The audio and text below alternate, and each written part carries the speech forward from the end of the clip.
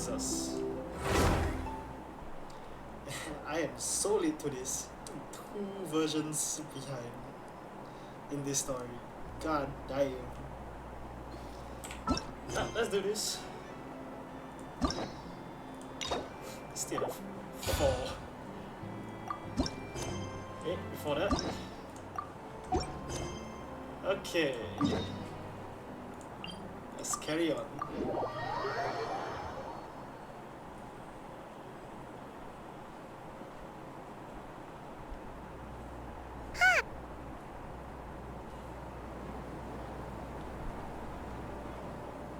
Wow, the academia sure is busy during the day. But where should we go looking for people that we know? Traveler, Cyno. Paimon. Cyno! It's been so long since we last saw you! Welcome back to My Sumeru resolution City. isn't set right. I'm delighted to meet you again. So, what brings you back here? Oh, nothing in particular. Paimon just saw a really big mushroom out on the road the other day and suddenly missed all our friends in Sumeru. What? Funnily enough, we were reminiscing about you recently too. It was at a group dinner. I look forward to hearing about your travels. Something tells me we must have a lot to catch up on. Really? You were thinking of us too? What a coincidence! Indeed. Or as I call it, the biryani factor. I don't know what that is. I feel a bad joke coming though. Is it biryani? Is he trying to say biryani? I don't know, man. You really want me to say the rest? Okay. It's always rice to meet stew again. Oh god. Oh, darn, he said it. You like that one, huh? You must if you remember it after all this time. Admit the truth. You have long been in awe of my razor-sharp wit. God damn.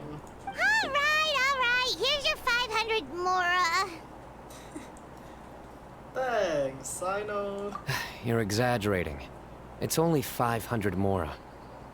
Hey, 500 mora is still a lot of snacks to Paimon. All right. I'll treat you to some desserts later. Worth. Anyway, I'm actually investigating a case right now. My mind is focused on work, which is why I didn't complete the joke at first. A case? What happened? Nothing major. But after finding out who was involved, I decided, on reflection, to handle this one myself. Need any help? We only came here to hang out, so we've got the time. You may as well take us with you, and then when you're done, we can, you know. What the hell was that sound, Paimon? Such enthusiasm. Are you worried I'll forget about treating you to some sweets if you're not around to remind me? What? No! Alright, was it really that obvious? Obvious enough. Still, it's a fine idea. You are the heroes of Sumeru. It makes perfect sense to work together. All right, follow me. Okay.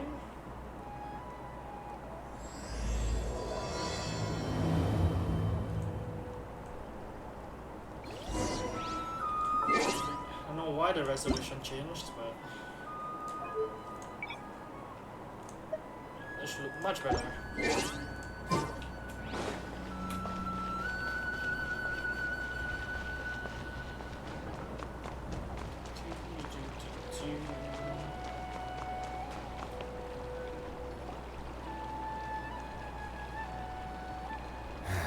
Do you see him? The old man flailing around?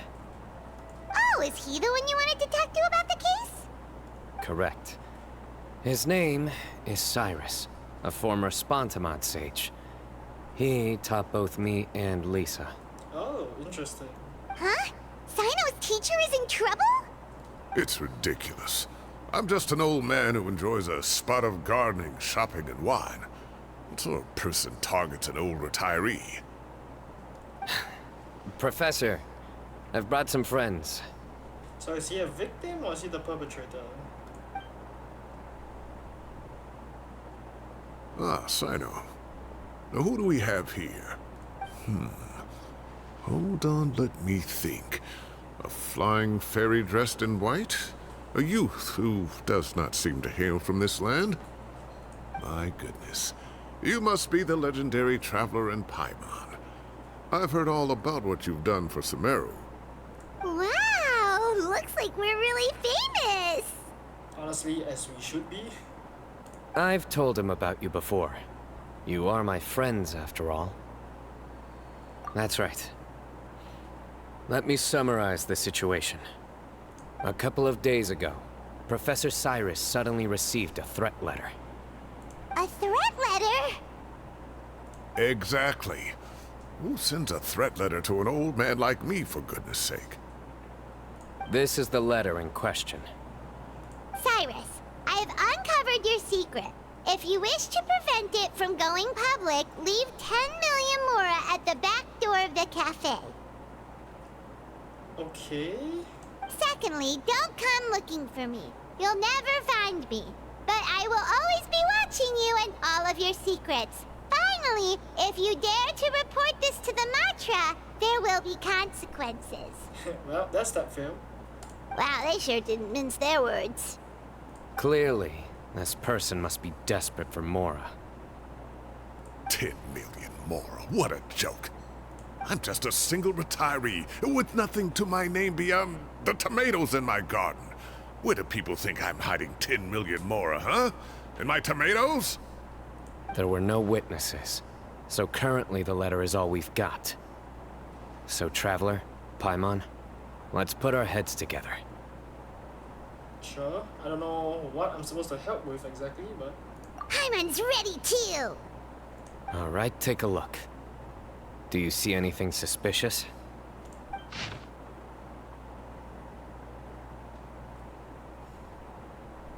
Oh no, the sigil behind it?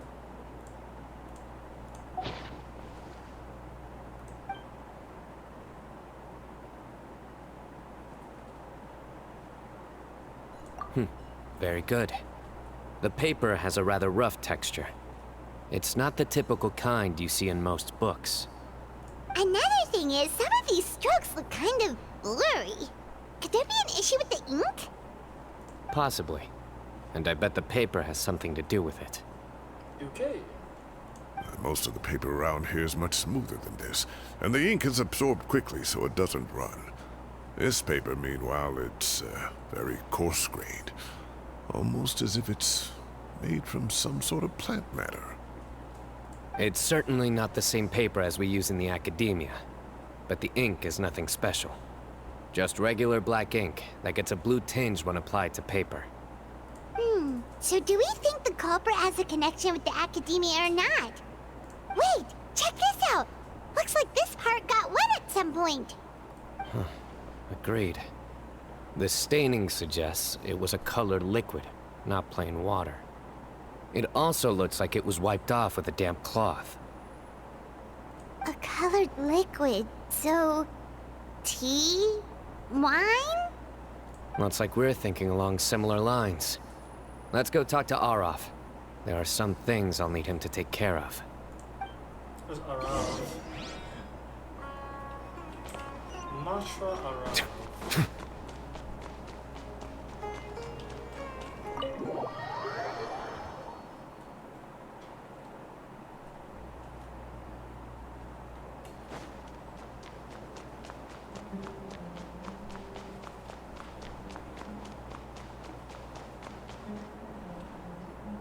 Aureus. Ah, there he is. Mahamatra Cyno. Sir Cyrus. Ah, and the Traveler and Paimon. It's been a while. I'm sorry, who are you again?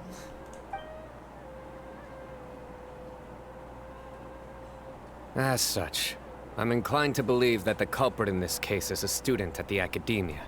Somebody young and strapped for cash. Oh, one last thing.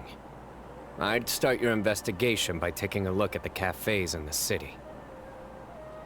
Oh, of course! You think culprit spilled their coffee on the ladder, huh? They do look like coffee stains to me.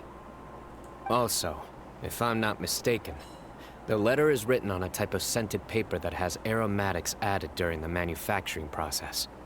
The kind often provided as writing material for customers in cafes and taverns. Ah, of course. Yes, like they sell in the gift shops. I remember now. Zaha Hadid bought some a while back. She said she was going to use it as wrapping paper for a vase. Understood.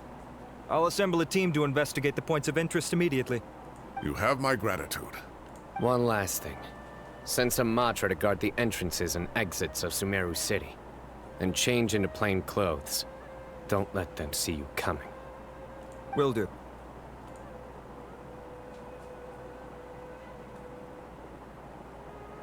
Great thinking, Cyno. So, where do we think the culprit's at right now? Yeah, they've probably been lying low at home waiting to see how Cyrus reacts. You're right, Paimon. Really? Which part? The culprit's approach. Whatever happens, they need this Mora. But just because they warned Professor Cyrus not to go to the Matra, doesn't mean they know what he'll do next.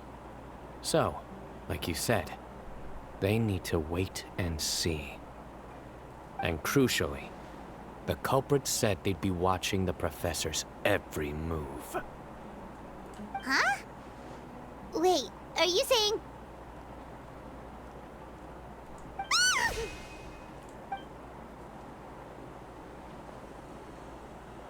Found you! What are you doing? You wrote the threat letter! I don't know what you're talking about. What threat letter? I sensed someone was watching us from the shadows the moment we entered the House of Dana. You managed to stay relatively well hidden for someone reckless enough to threaten Professor Cyrus. There are a lot of people here, but we were looking specifically for Aureus. Whoever followed us the whole way was likely to be the culprit. I was just listening in, that's all. You know something big's going down when Mahamatra Cyno shows up, right? So I got a little curious. What's the big deal? You smiled when Aureus left. I saw it as clear as day. Is smiling a crime now? There are coffee stains on the letter. You mixed some coffee with water, gently smeared it onto the paper, then wiped it off with a wet cloth. All to create the impression that the letter was written at a cafe. Closing off the exits to the city doesn't affect you, because you already live here. And as long as the Matra were focused on the cafes, you would be free from scrutiny. The cafe was a red herring all along. You had to be somewhere where you could monitor the professor's movements. Oh, well, yeah, they said it was a student. You can't pin this on me! I haven't done anything! Really? Then why are you shaking like a leaf? The innocent have no reason to fear the Matra. But you... Your heart's racing, and your eyelids are twitching. You're a terrible liar. I would never... Don't try anything or you'll pay the price. Now come with me. Honestly, this seems like an unreasonable detainment. Or detention. Well, that was over quickly. Cyno already caught the guy. I feel like it's not as simple as that. You're telling me. One minute I go out for a quick smoke, the next minute I see Aureus already on his way back to meet up with Cyno. Looked like a young guy, too. Couldn't have been much more than 30. But after what he's done, I'm afraid he's ruined his whole future. Everyone, it's all over. Gosh, that was so fast! The culprit's name is Uraka, a 16-year-old student in the Aureus Darshan. Huh? 16? Cyrus thought he looked 30-something! We checked his records. He's 16, a third-year student. But he looks so old. Yeah, seriously.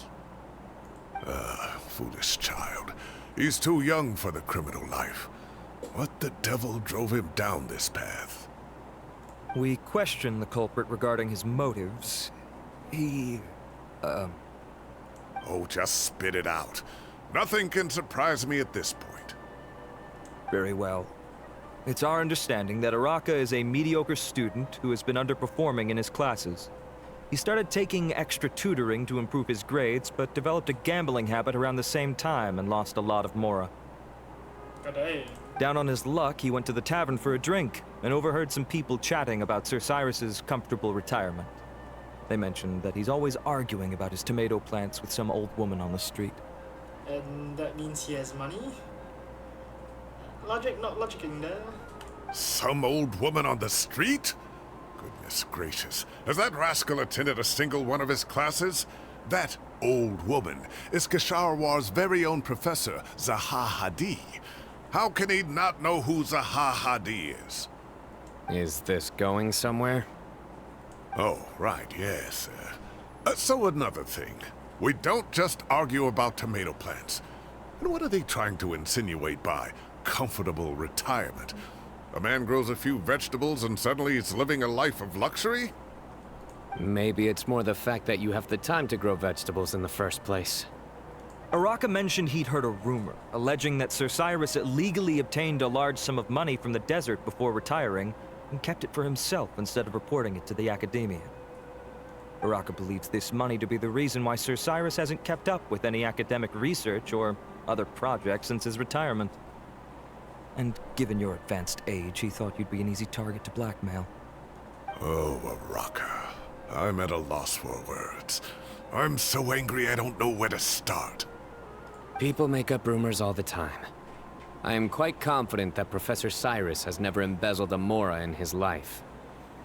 Arav, you'll have to find some excuse to interrogate Araka again later. I need you to deliver a few firm fistfuls to him on my behalf. I completely understand how you feel, Sir Cyrus, but I'm afraid that course of action goes against the Matra's principles. Professor, there's no need to be childish about this. Oh, come on. I was clearly joking. Okay. Where does this go from here? The Academia will determine the appropriate disciplinary action against the student. And as for the individuals spreading rumors about the professor's obsession with tomatoes and some old woman on the street, there could be a slander case here. The Matra will continue to investigate. Okay then. Who said I'm obsessed with some old woman on the street? Mind your wording or you'll start a whole new rumor. You seem confused. Oh, don't you understand? Uraka is just a young boy who made a very rash and very stupid decision based on some groundless rumor he heard. Besides, I didn't actually hand over any mora to him. The whole thing sounds a lot worse than it is. All it costs me is a little reputational damage. That's all. Why are you acting so serious, bro? Please rest assured, Professor, that the Academia will issue a fair and reasonable punishment. Yes, I have no doubt about that. But as a former educator, I'd still like to have a serious conversation with the boy's parents. Their family lives in the city, yes? Correct. We looked into the family. Both parents are merchants, and they're often away on business. They've never taken much of an active role in their children's lives. Oh, what a mess. You don't have to seal the evidence away yet, do you? I'd like to have that letter back for the time being, if possible. I need something concrete for when I talk to the family tonight. We have to show them how serious this situation is. The relevant authorities have already reviewed the evidence and are now discussing Araka's punishment. You can hold on to the letter for now. Just make sure to return it within a couple of days. Okay, that's us. Oh, so you'll be able to close the case in 2 days? Give or take. Cases like this are quick to resolve. Very good. Well, thank you for all your help. Perhaps we can all go for a meal together. Oh, my treat, of course. My apologies, Sir Cyrus, but I have a prior commitment. Enjoy the meal, everyone. Ah, I see. Well, that's a pity. But Cyno, you have to come. You found the culprit at record speed, and I owe you for that. Ah, and isn't Tighnari in town at the moment? Bring him along, too. Wait, you mean Tighnari's in the city? He is. Tighnari's master, Sir Nephis, called him and Kale to the Academia to help out on a project. They should be at Nephis's office at this hour. Though I must say, I'm surprised you're extending an invitation to Tighnari. Did you do something to offend Sir Nephis? Don't be outrageous. Nephis offends me all the time. It's never the other way around. Anyway, hurry up and fetch Tighnari. I'll head over to the tavern with the Traveler and Paimon. See you there. Go on now. Don't keep us waiting. Okay then. To the tavern.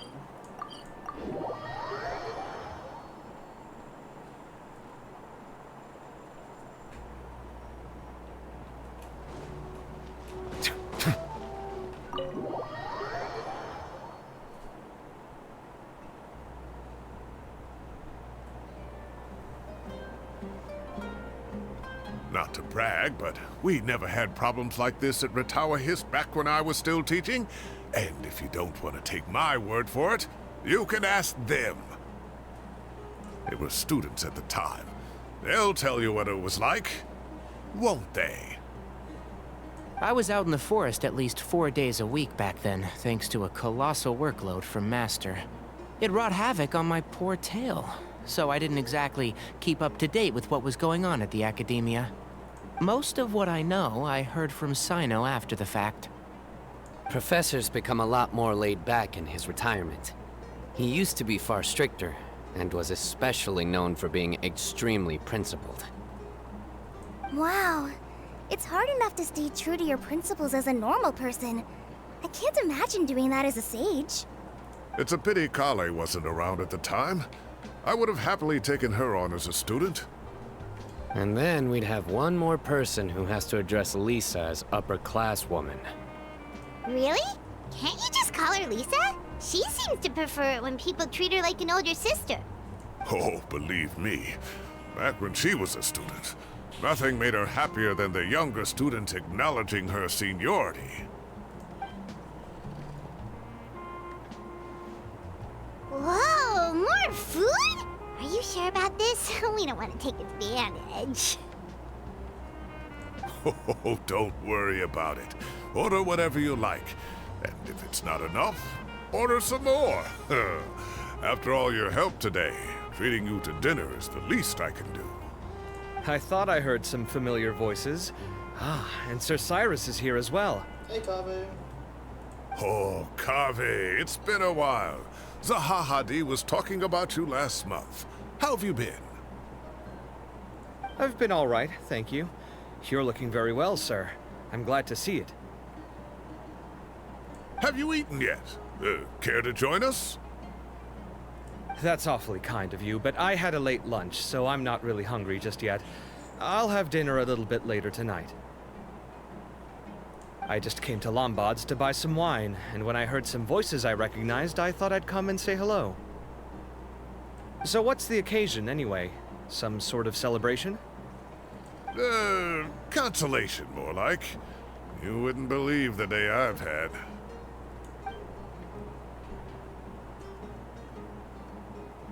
Sounds like things have really gone downhill since I was there. My whole time as a student, I've never heard of anything remotely like that. I can't believe how young the guy is. What are his parents going to think? Young people are always more susceptible to making rash and ill-advised decisions. Their minds are still developing. It's just an unfortunate fact of life. But still, this boy has some nerve.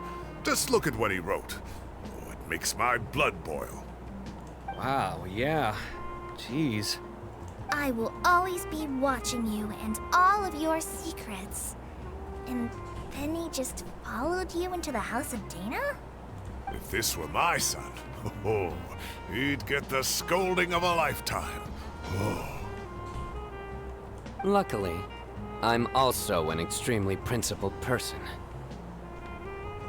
Kave! Your order's ready, sir! Coming. I'll have to get going. Have a nice evening, everyone. I'll catch you all another time. Adios for now. Okay, bye-bye! Here I am. The coffee beans are in here too. Yep, it's all there. I'll stop babbling away now. Let's eat before the food gets cold.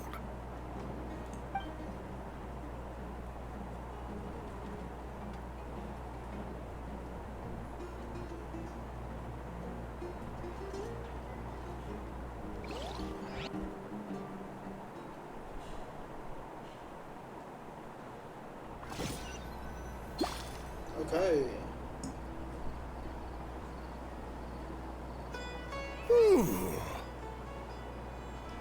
Oh, too tasty. Paimon's belly is about to explode. Oh, mine too. I'll have to walk home to burn some of it off. Thanks for dinner, Sir Cyrus. Master Tighnari and I will bring you some homemade herbal tea next time. It'll do wonders for your sleep. Well, I look forward to that. In fact, could I trouble you to bring a little extra for the other old folks on my street? I'll be the envy of the neighborhood. No problem at all. I'll pack some up and bring it over. Ah, I'll see you all later. I better head home now and tend to the crops. Okay then. Good night, Professor. Don't let those tomatoes keep you up too late. Okay, I need to put this into... Hey, my tomatoes are serious business. I am not about to be beaten by Zaha Hadid. God damn it. Okay. Anyway, I'll be leaving now. Don't stay up too late now, children. I bid you all a good night. Take care, have a safe trip home! All right. Now, we finally have some us time. What do you mean, us time? Well, I was talking with Tighnari and Kale, and since we all have some free time, we thought we could all go camping together. Think of it as our way of welcoming you back to Sumeru. Oh yay. Thanks guys. Camping? Oh, that sounds fun! Paimon's in! Right? It's been so long since we did something fun together. I can't wait! Everyone, let's meet tomorrow afternoon at the riverbank to the southeast of Gandharvaville. No need to bring anything. We've already packed everything for the trip. Just bring your delightful selves and prepare to have some fun. You got it! We'll be there! Great. Then we'll see you tomorrow.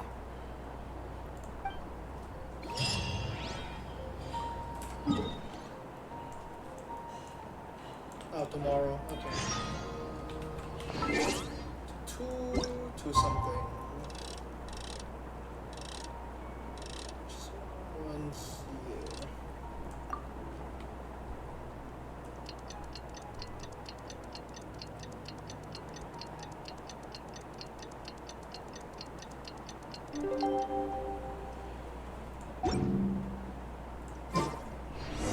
Time to set off! Let's head to the southeast of Gandharvaville and meet up with the others!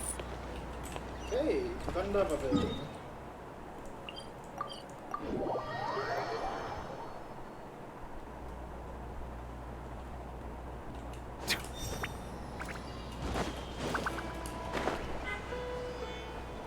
Oh.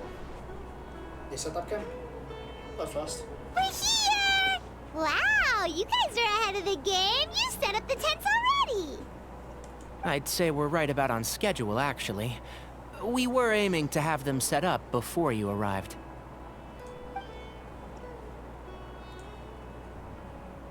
Traveler, Paimon, let's go fishing together.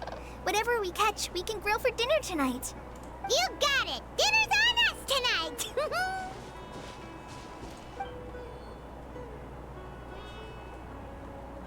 I hope I can contribute too.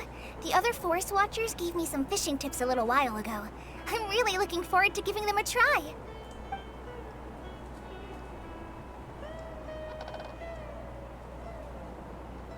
I saw some very appetizing mushrooms in the area, so I gathered a few for us. I'll leave them here along with some fresh fruit. Wow, camping with a forest watcher is the way to go! They think of everything! And even if they don't, they can improvise! This is true. I don't think I've ever had a single rough day in this forest. So, how has everything been going for you? Well, there's been some high points and low points, but we've had some unforgettable experiences along the way. I see. Oh, in that case, you should try a valberry. I bought some from the market this morning. A valuable suggestion. Just don't bury your feelings using food. All I wanted was to recommend something bittersweet. Oh, I have a sudden craving for fruit tea. I'm gonna go fetch some stuff. Bye!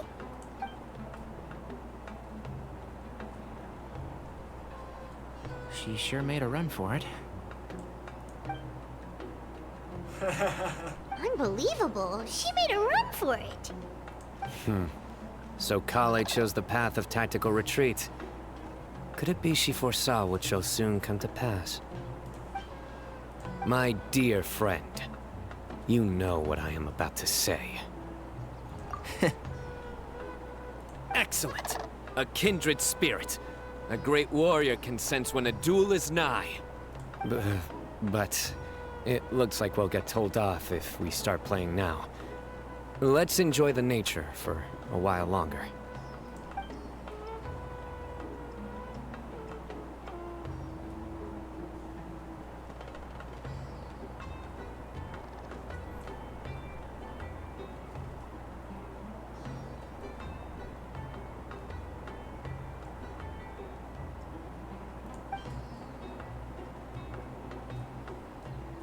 We got a bite! I'll reel it in.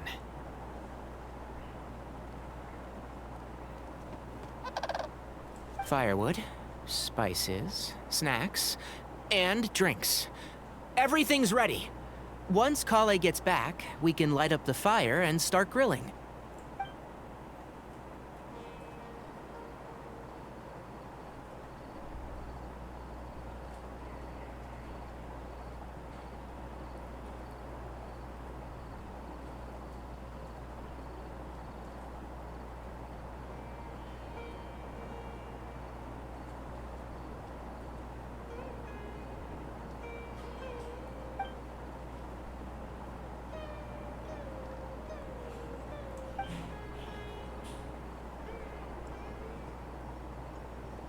There are 3 tents. Which one do you two want to take? How about the one on the left? Well, Paimon just thinks the ambiance here is a little better. True. But it's also the closest to the water. If there are any sleepwalking fungi around tonight, they might stumble into your tent. Well, that's no good. Take my weapon. You can use it to bar the entrance. Anyone would think you were sealing the gates to King Deshret's mausoleum. Excellent. Then this tent will be an impenetrable fortress. I'm back! How's your appetites? Ready for the barbecue? Always. Paimon be Paimon.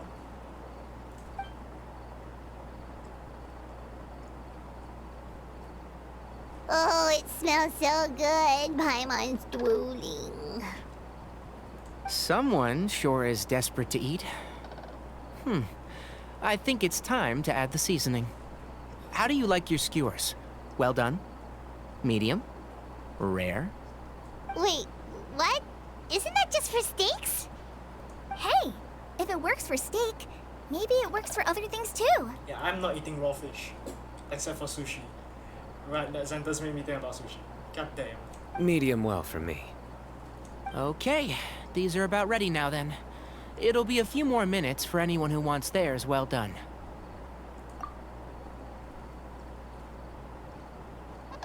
Oh, that was so delicious. If Paimon's stomach had space, she'd eat 3 more skewers. I ate a lot too. Here comes the food coma. If you're tired, then go rest. You must be getting sleepy too, Paimon. Why don't you guys head to your tents? Cyno and I will clean up. Tonight, I show you mercy. Our sacred duel will take place another day.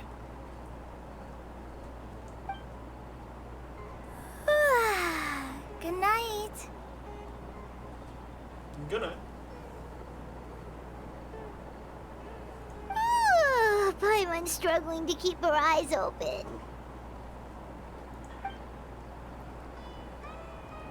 Oh, don't forget this. The staff of the Scarlet Sands.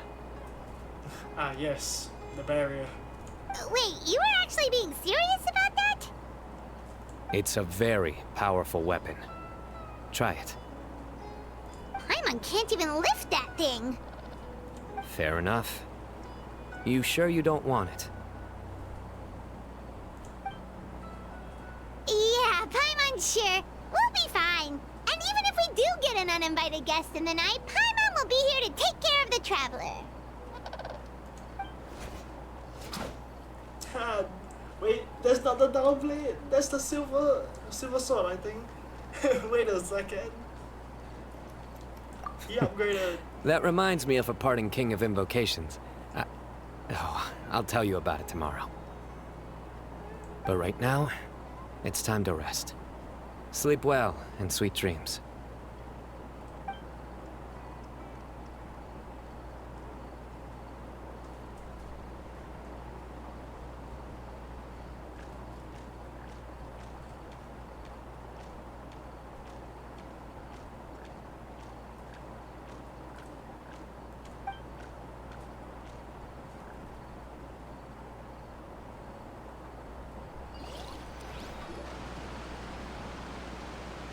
I think they should all be here. Traveler? Paimon? Are you in there? Could you come outside for a sec? I'm pretty sure this is an open tent, guys. You can see us. Look at this. What the? What's this sword doing here? Is it supposed to keep out intruders? Evidently. What? Who is it? Oh, what time do you call this? Paimon's gonna take out the sword.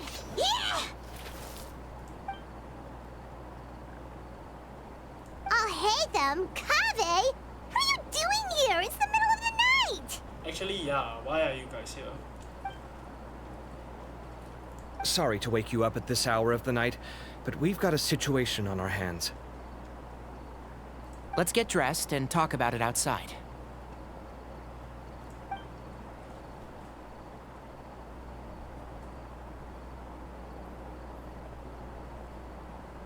Something has come up. And since it pertains to Cyrus and Cyno, I deemed it essential to inform you all. Whoa, back up. Let's start from the beginning. Whoa.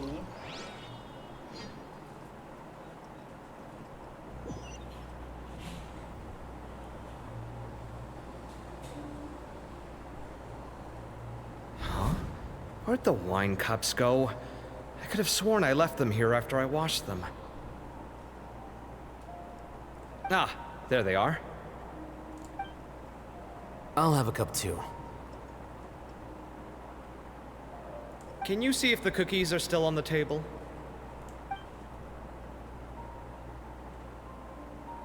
They are. And so are the fruits. Oh, this is so bland. I should have gotten a few bottles of what Cyno's group was drinking last night. Do tell. What were they drinking? Oh, right, I forgot to mention. So, I ran into Cyrus yesterday evening when I went to the tavern to pick up some things. He was hosting a dinner for Cyno, Tighnari, Kale, and the Traveler and Paimon. Anyway, they got a bottle of Lombard's new vintage for the table. At least, I think that's what it was. It looked pretty good. Sounds like they're all tangled up in this. You know what it's about, right? 16-year-old kid tried to extort Cyrus. He was asking for 10 million mora. I heard some people talking about it on the streets, yes. Didn't take them long to catch the culprit. The sages are probably dealing with the case by now. I wonder what Sir Nephis and the others will make of it. Oh, Cyrus showed me the extortion letter, too. It was crudely written, but the paper had this beautiful pattern on it that I've never seen before. Really caught my eye. Give me a sec. I'll sketch it out for you.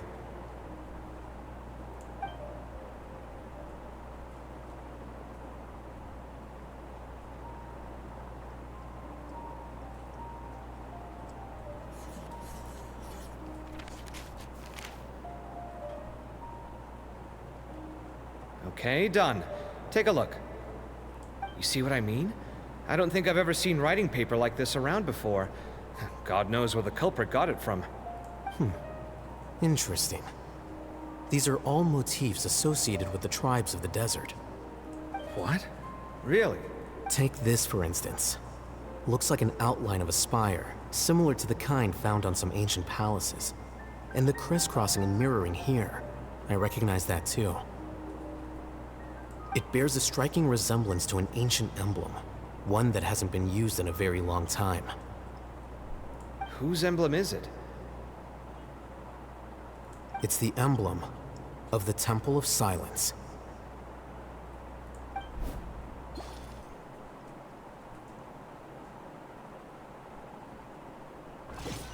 That's supposed to be some revelation I'm supposed to be surprised After about? discussing it with each other, we both agreed that something didn't feel right. So we went looking for you. This was a long way to come from the city.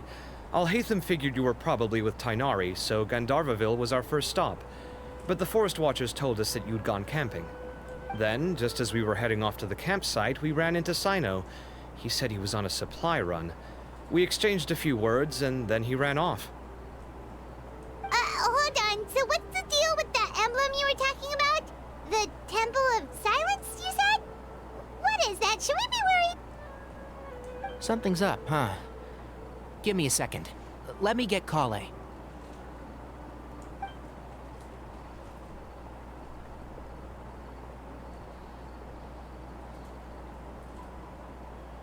So you've never heard of the Temple of Silence? Well, to put it simply, it's an organization that has existed in Sumeru for over 1,000 years.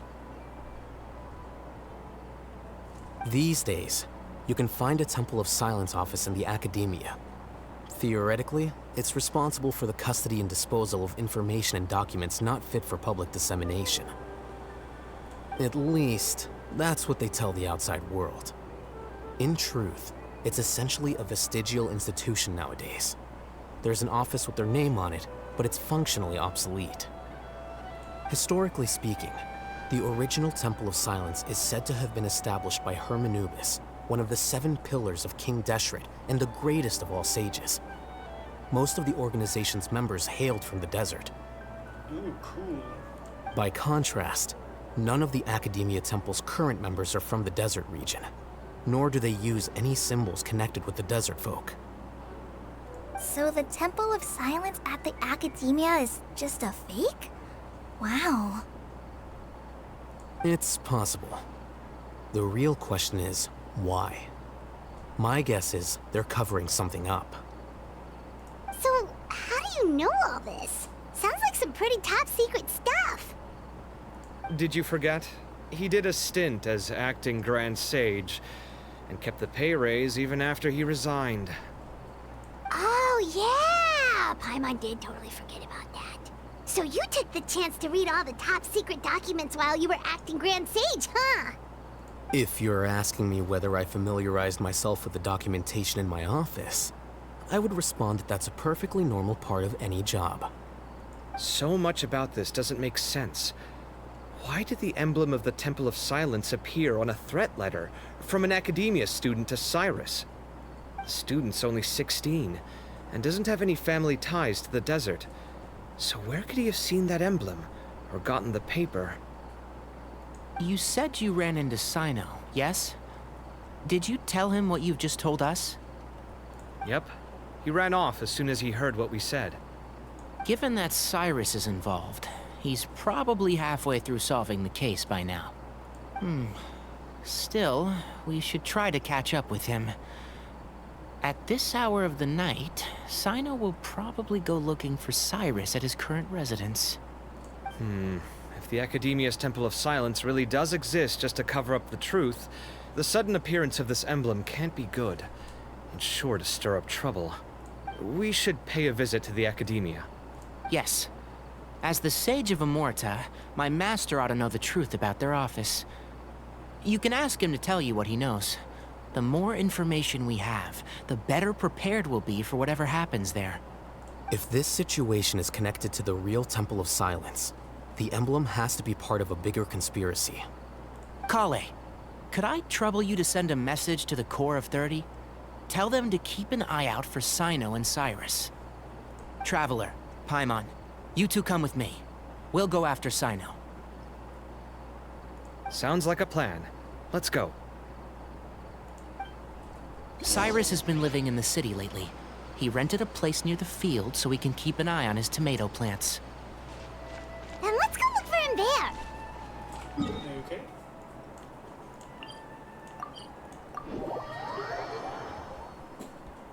Sure, what could go wrong? Here we are. This is the place. We might be too late. Looks like nobody's home. Oh, Cyno moves fast. If he was here, he's probably long gone by now. I know that voice. Is that Tainari I hear? Zaha Hadid. Professor Zaha Hadid! Wow, so it really is you. My goodness, whatever is going on tonight? We're looking for Cyno. So, he's already been here. Yes, not long ago, in fact. He knocked on my door and asked if I'd seen Cyrus today at all. I told him the old fool left early this morning, and I hadn't heard him come back. So we went to his place, and would you believe it? He's gone. Goodness knows where to. It must have alarmed Cyno, because he took off in an awful hurry after that. He never did explain what this was all about. How serious is it? Well, if Cyrus isn't at home... Oh, it sure doesn't sound good. Professor, did you hear that a student recently tried to extort Cyrus? Why, yes. When I left the house that day, I noticed he was watering his flowers in the field in complete silence. He had a piece of paper clutched in his hand, and he looked lost in thought. I could tell something was troubling him, but he wouldn't tell me what it was. If Cyno hadn't happened to visit him that day, he'd probably still be holding on to that thing.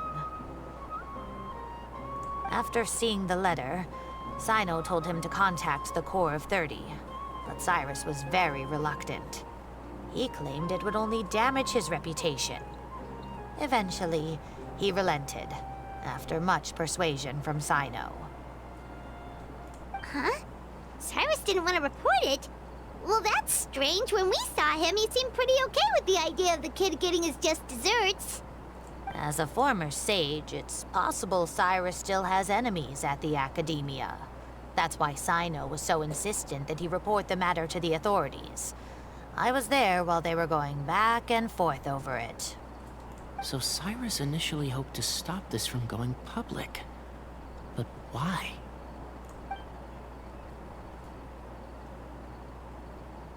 Oh, dear. What on earth has that old fool gotten himself wrapped up in? Oh, I do hope he's not in danger. Oh, I almost forgot. Cyno left me this letter to pass on to you. He wrote it when he came by earlier. He realized you might come looking for him. Thank you. What does it say? Let Paimon take a look. Fair, disclose, okay. Sure. My friends, this is a rather complicated state of affair. Unfortunately, I cannot disclose more than that. I ask you to understand and accept that I had to act alone at this stage. Don't come after me. Yep, that sounds like Cyno. Thank you, Professor. Please do not worry. We will do all we can to protect both Cyno and Cyrus. Traveler, Paimon, let's head to the Academia and regroup.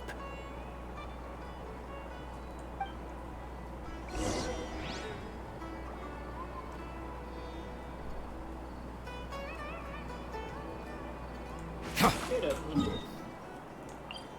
To the Academia.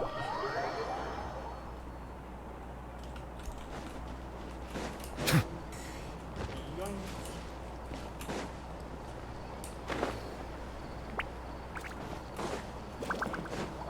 Wait a sec.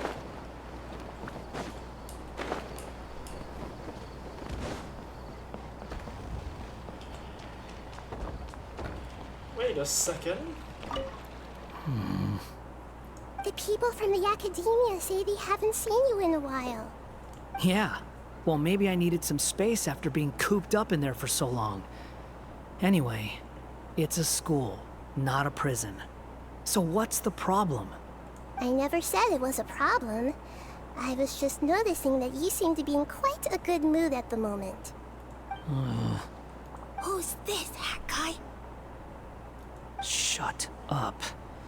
Not another word. Oh, me doing? Oh my god. You need a new friend. I've told you already. Stop trying to read my mind. I didn't need to. It's written all over your face. Okay, so this is definitely not related to... Oh, that's so cool that in the Academia there's this interaction. And you have been over in a day, in 6 hours, in 9 hours. Oh, that's cool, man.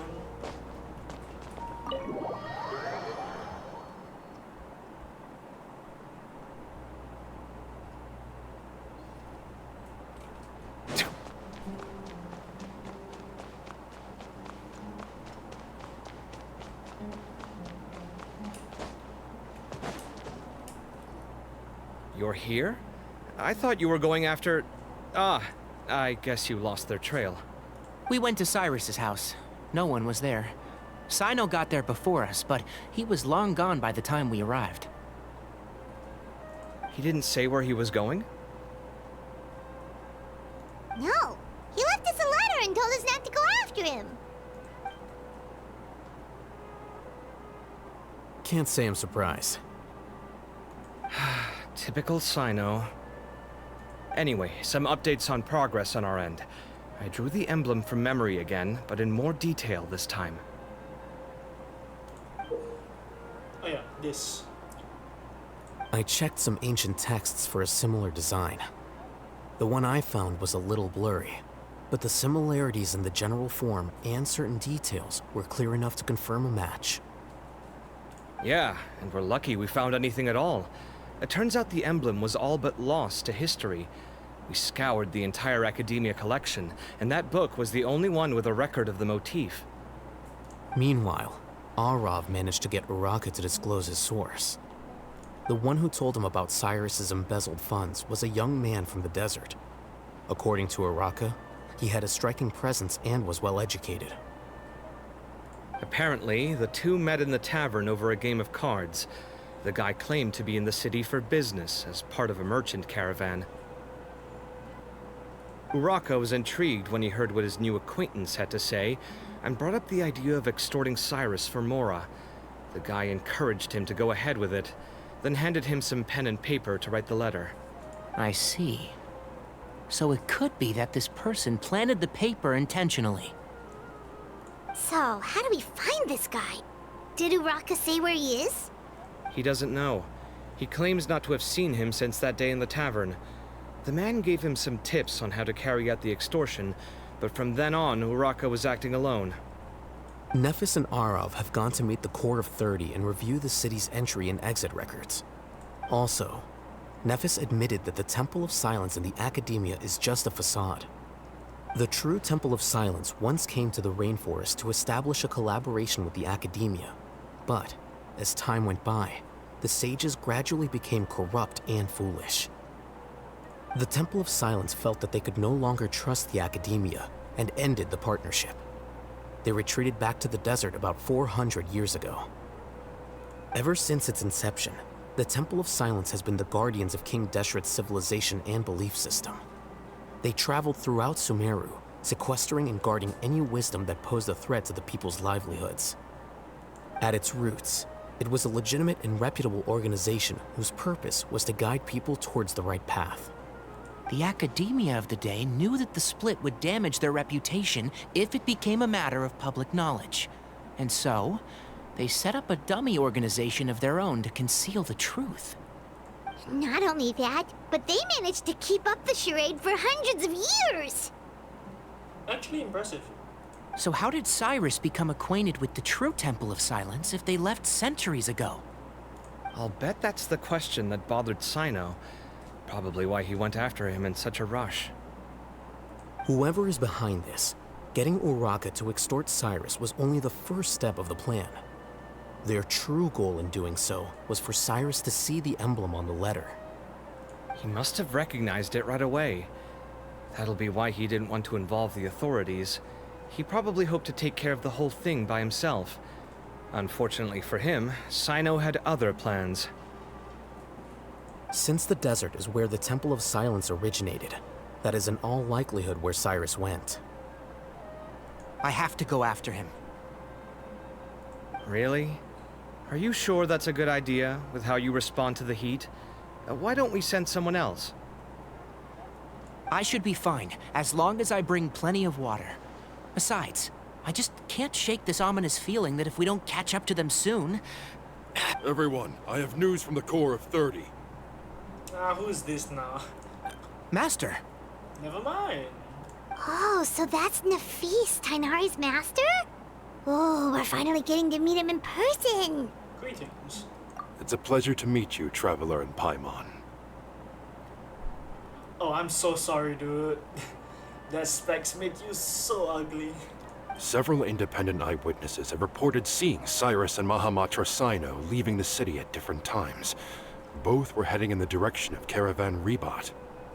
I was going to suggest that you join forces with the Corps of 30 in this case. However, as I'm sure you've already heard from Alhaitham and Kaveh, the Temple of Silence is involved. The Academia has made a number of decisions throughout history that I am ashamed to talk about. It may well be that no better choice was available to them, but those actions are nonetheless a stain on our legacy. I won't attempt to make you understand the Academia's perspective. Now is the time for action. I understand where you're coming from, Master. But I'm afraid the situation might be more complicated than we thought. I think we need to keep a low profile, or risk making things worse. Good point. If Cyrus is involved with the other side, or worse, if he's fallen into their hands, and... Okay. Everyone, we have to get Cyrus and Cyno back safely. We cannot afford to lose them. Need our help? Whatever you need, we got you covered. Really? Wonderful. You have my most sincere gratitude. Arav and I will continue to follow up on the lead from Uraka. Kaveh, Scribe Alhaitham, I'd like to ask you to cover the duties of the House of Dana. Tainari, you're planning to go into the desert, correct? I am. Kaveh, I'll be okay. You stay behind to help Master and Alhaitham. Well, if you're sure... Okay. But be careful. Thank you all. Arav, let's go. You'd better get moving. Don't forget to ask for help when you need it. Will do. Let's go, Tainari. Hopefully we can catch up with Cyno before it's too late. Let's do this. Knowing him, he's probably covered a fair distance already. But we still have a shot. Let's take it. To rebound.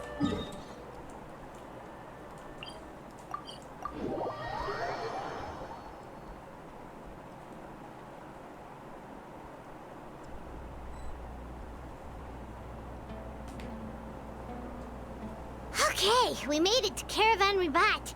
Where should we go next? Maybe we should ask the nearby guards if they've seen anything. Hold on. Look over there. Oh. Is that Dia? Dia, Cyno, and Candace. You sure you want to brave the desert alone? I mean, it's your choice at the end of the day, but still. It's not my first time. I'll be fine. Cyno. You didn't leave yet. If you're really going to go through with this, then at least take our advice. When you're packing for your trip, budget for 5 days more than you plan to spend out there. Makes sense. Okay, I'll go get ready. Thought we might find you here. You're trying to retrace Cyrus's steps, aren't you? Didn't I tell you not to come after me? I thought I had a good lead on you. Well, sorry, but we never agreed to that. Why would you go off on your own like this? Nothing personal. It's just a complex situation. And I'd rather not involve anyone else if I can help it. Are you sure it's not personal? Takes a special kind of person to get Cyno chasing them all the way out to Caravan Ribat. But why so coy today, huh? You only gave us his age and description. Why can't you reveal his name? Is he Sumeru's most wanted or something? Oh, also, hey guys, it's been a while. Dia and Candace! So nice to see you. Actually, seeing all of our friends is the whole reason we're here. You're looking well. Glad to see it. Candace and I came to Caravan Ribat on business. We ran into Cyno as he was asking about some elderly gentleman's whereabouts. Some people say they saw him. Guess he stood out as an older guy heading into the desert alone with just a sumpter beast in tow and very few supplies. That's gotta be one heck of a story there. Cyno, it's okay if you can't tell us anything about the case. But let us know how we can support you. We're here to help however you need. The more people we have working on this, the quicker we'll be able to find the person you seek. No, it's not that simple. If I'm right, he'll be doing everything he can to avoid us. We spoke with Zaha Hadid. From what she said, it's pretty clear that he wants to try and solve this on his own. It won't be easy trying to find him in the desert when he's deliberately trying to cover his tracks. Sounds like this is far more complex than we imagined. Still, if he started from Caravan Ribat, the chances are that his route took him past our village. You may as well ask if anyone there has seen him. My thanks to you both. Once this is resolved, I will find a way to repay you. Ah, come on. No need to get all serious. Just buy a round of drinks next time we're all in the city or something. That's a deal. All right, so, you all set? Yes, we'll handle it from here. Thank you again for your help. I don't take it for granted. All right, then we'll leave you to it. Just remember, if you change your mind and need some reinforcements, we'll be here. And don't think you'd be imposing. You can depend on us. Don't worry, we'll keep him out of trouble.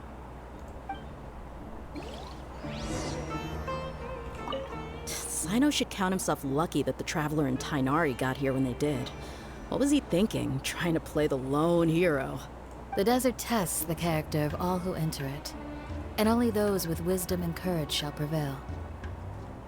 But take heart. With his companions by his side, no harm will come to Cyno.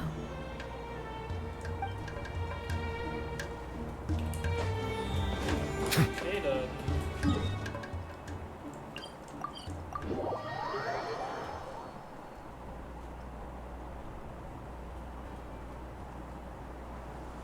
Hold on. There's a few things I'd like to clear up. Go on. So, after you left the campsite, we had a longer talk.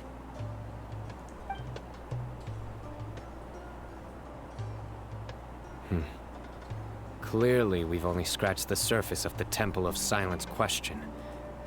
It doesn't surprise me at all that the one in the Academia is a fake. Do you have any connection with the Temple of Silence? I do. I trust you're all aware of the spirit that gives me my power. Anubis, the original founder of the Temple of Silence. Due to my unique constitution, I was put through a number of trials in the desert when I was younger. Later, I met the professor, and he brought me to Sumeru City. But my memory of that time is hazy. I can't recall much. It's a good thing that Kaveh noticed the emblem on the letter. Without that, I don't know if we would have connected the dots and realized there was more to this case than mere extortion. I did not recognize that symbol at all. Whether that's because I've never seen it, or because my memory fails me, it's hard to say. Yeah, you're right. Thank goodness for Kaveh, and for Al-Haytham's diligence during his time as acting Grand Sage. But Cyrus must have recognized it right away, right? Otherwise, he wouldn't have had any qualms about you reporting it. Oh, maybe his connection to the Temple of Silence goes even deeper than yours. I suspect so too. Professor has never once mentioned the Temple of Silence in conversation. And whenever the conversation turns to Anubis and the concept of spirit indwelling, he avoids going into any depth. Well, speaking of avoiding things, you do realize, don't you, now that we've caught up with you, you're stuck with us for the rest of the way? I am aware. And I have accepted it. Thanks, man. Or rather, I don't see how I could manage to ditch you en route, so I might as well accept that you're coming with me. Oh. That's right. Fact is, we're coming with you whether you like it or not, so the best option now is to try to look out for each other. Ha! Fair enough. Then at least let me buy you a drink once we're back in the city. Works for me. All right, off we go. Let's start by seeing what the guards here can tell us.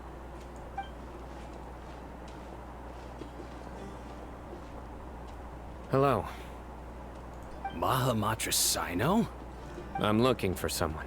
So I'd like to confirm any recent foot traffic in and out of Aru village. A man matching that description passed by Aru village not too long ago. He stopped by to load up on food and water and feed his sumpter beast, then he was on his way. Where was he going? Let me think. He took a seat by the entrance of the village for a while, and had a brief chat with the person who came to deliver the water. He said he was headed somewhere near an oasis, but he didn't mention which one. Do you have a map? I can mark out the direction he was heading and the best routes to any nearby oases. I have one. Mark away. Great.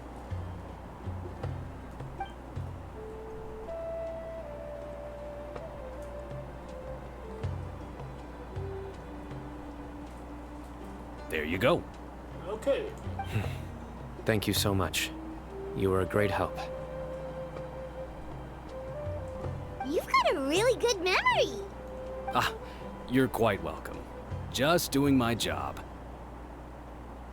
Best of luck. I hope you find him soon.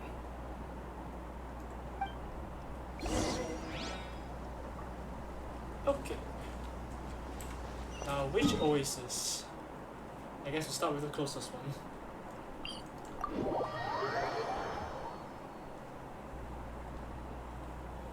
I cannot help but feel that you bringing me here is some sort of an assassination attempt.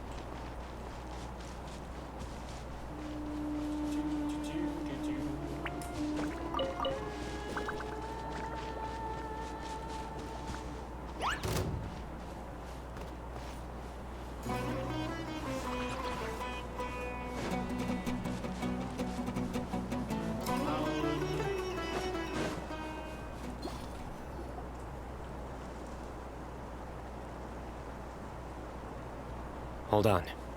I see some people over there. So, are those? Do you think it's safe to ask them what they know? Should be. I'll go. No. I'll do it.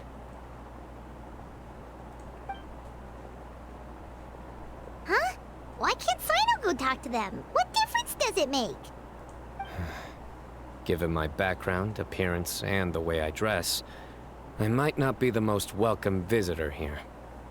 Just in case, it's probably better to let a more neutral party handle things.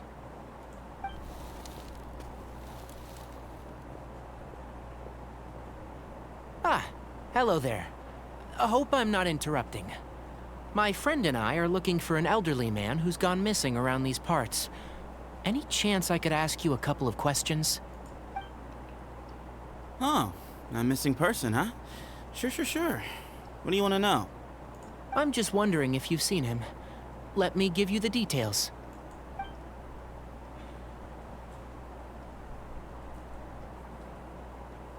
So, a silver-haired guy in a long robe, culture type with thoughtful eyes, and he's traveling alone. He'd stand out like a sore thumb around here. Yeah, sounds like the kind of guy we'd remember if we saw him. He's looking behind me. Uh-oh. That guy's looking our way. Your friend over there stands out a lot, too. Hey! Aren't you Cyno, the General Mahamatra? Yes, that's me. You don't seem surprised that I recognized you. It wouldn't be the first time. Oh, you're the one looking for the old man who's gone missing, aren't you? I have a bad feeling about this guy.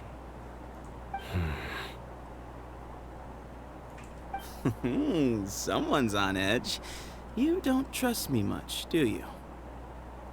No need to hide it. I understand why you're wary of us. Still, you came to us asking for help. Do you want it or not? I thought you were a group of merchants. Seems I was mistaken. Your henchmen don't look like much. But something tells me they put up a better fight than most mercenaries. Hey! Hear that, guys? You're my henchmen now. Suits me, as long as I get paid for it. Just cut to the chase already. I'm running out of patience. All right. Come with me. All of you. Don't you want to find your friend?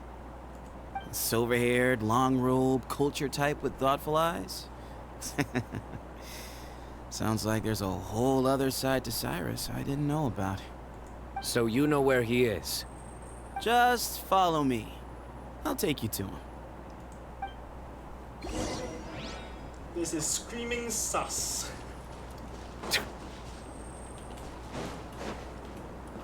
Oh, guy booked it.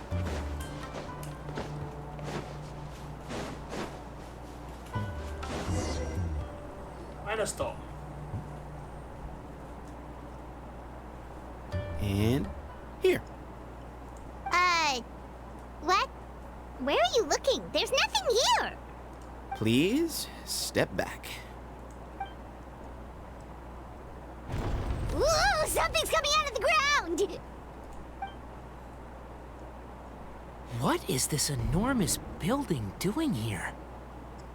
And how was it so well hidden? King Deshret's technology?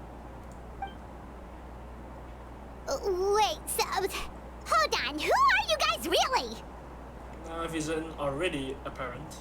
Is this the Temple of Silence? So you're a member? All good questions. There'll be plenty of time to address them later. So this is their symbol. Cool. As the bird.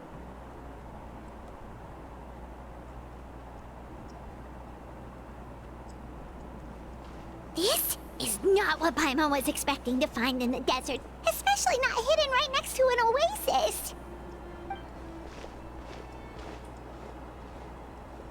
Ooh, Paimon's scared. They must have kidnapped Cyrus. Do you think this is the guy Raka met in the tavern? What's wrong? Thinking about your professor? I just hope for your sake you haven't done anything you might regret. Me too. Hope I haven't done anything to incur your wrath.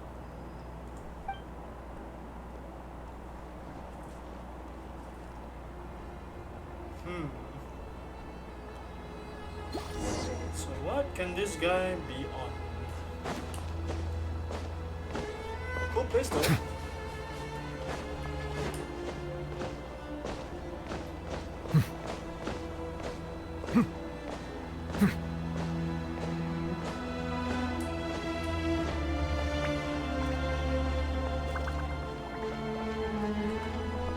Should probably check for chests, but oh well.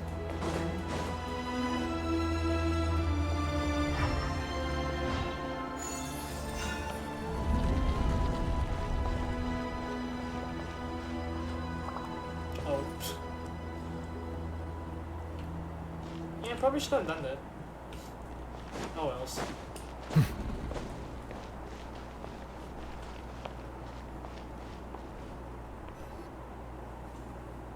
All right, you can wait here for now. I'll inform our leader that you've arrived at the Temple of Silence. Sit tight until he comes to greet you. So he's just gonna leave us here unattended? Maybe we're not being kidnapped after all. They can't have been at the Oasis by chance. They were waiting for us. Whoever the leader is here, they were obviously counting on us showing up. So this is the Temple of Silence. After leaving the rainforest, they hid themselves here? Hey, look! That guy's coming back. Don't worry. Someone will come and call for you soon. What's your name? Yeah. Sorry, guess I was so delighted to see you, I forgot to introduce myself. My name is Sethos. I'll be here if you need me, but I'm not planning on answering all of your questions. Other than that, you can occupy yourselves however you see fit. So we're free to explore by ourselves? Yep. I mean, I'm not worried about you running off. Cyrus is here. And unless I've misunderstood, you're all quite anxious to see him again. He's right. Well, if we've got some time, we might as well take a look around.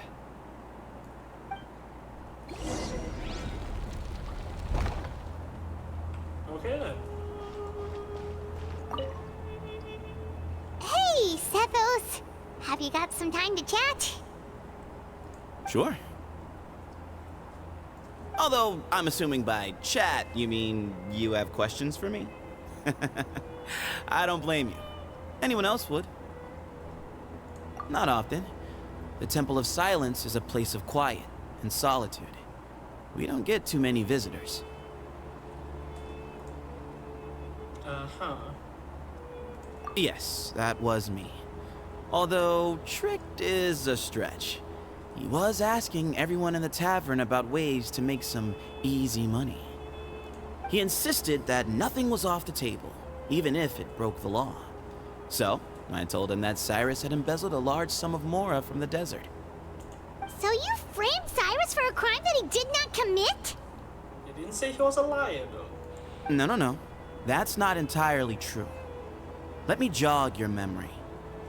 The letter just said that he had uncovered Cyrus's secret. It didn't say what secret that was.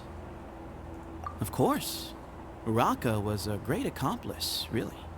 Very cooperative with a little bit of wine in him. Did exactly what he was told. And not much of an original thinker, though. It doesn't surprise me that he struggles academically. God damn, my guy's dumb. Why did Cyrus leave for the desert as soon as he received the letter? You'll have to ask him that one yourself. Certain things I can't answer for him. I'm neither judging nor defending him. All you need to know is that he recognized our emblem, and it was his own choice to take the bait. What kind of question is that? He's the General Mahamatra. Everyone in Sumeru knows who he is. Right, but back at the Oasis, you can't have known who he was for sure, or you wouldn't have asked him. So, what we're really asking is, have you never seen him in person before? I've lived in the desert my whole life. Guess you could say I've never had the pleasure. Ugh, why does Paimon feel like this guy's not being straight with us? Come on, we've only just met. If I give you all the answers up front, you'll have nothing left to look forward to. Nope, not once. Really? I have no need to go there. Not when the taverns are full of the Urakas of this world. Besides, we're well aware of what goes on at that place. Oh shit, they're elitists. Oh no. Spies? It's not as clandestine as that. The city gates are wide open. Anyone's free to walk in. You can find out all you need to know just by walking around town and hearing the word on the street. Mm-hmm.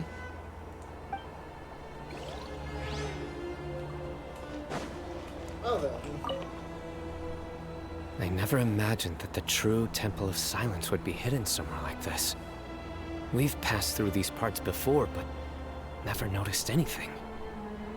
That's King Deshret's technology for you, I guess. It borders on the miraculous. Amazing to think that it's been preserved intact all this time. We should be wary of our hosts. Still, at this point, we can be confident that the professor is safe and sound. So that's something. For now, I guess. They never say he was safe though. Just here. Ah, here he is.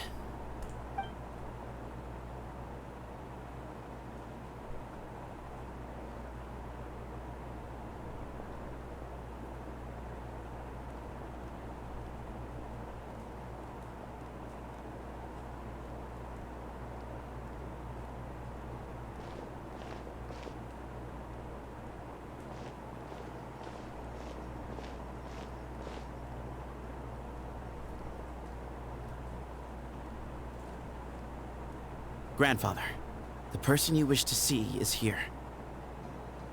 Well done, Sethos. Greetings, one and all. I am Ba Moon, the current leader of the Temple of Silence. I know why you are here, and I thank you for your patience. Bring him out.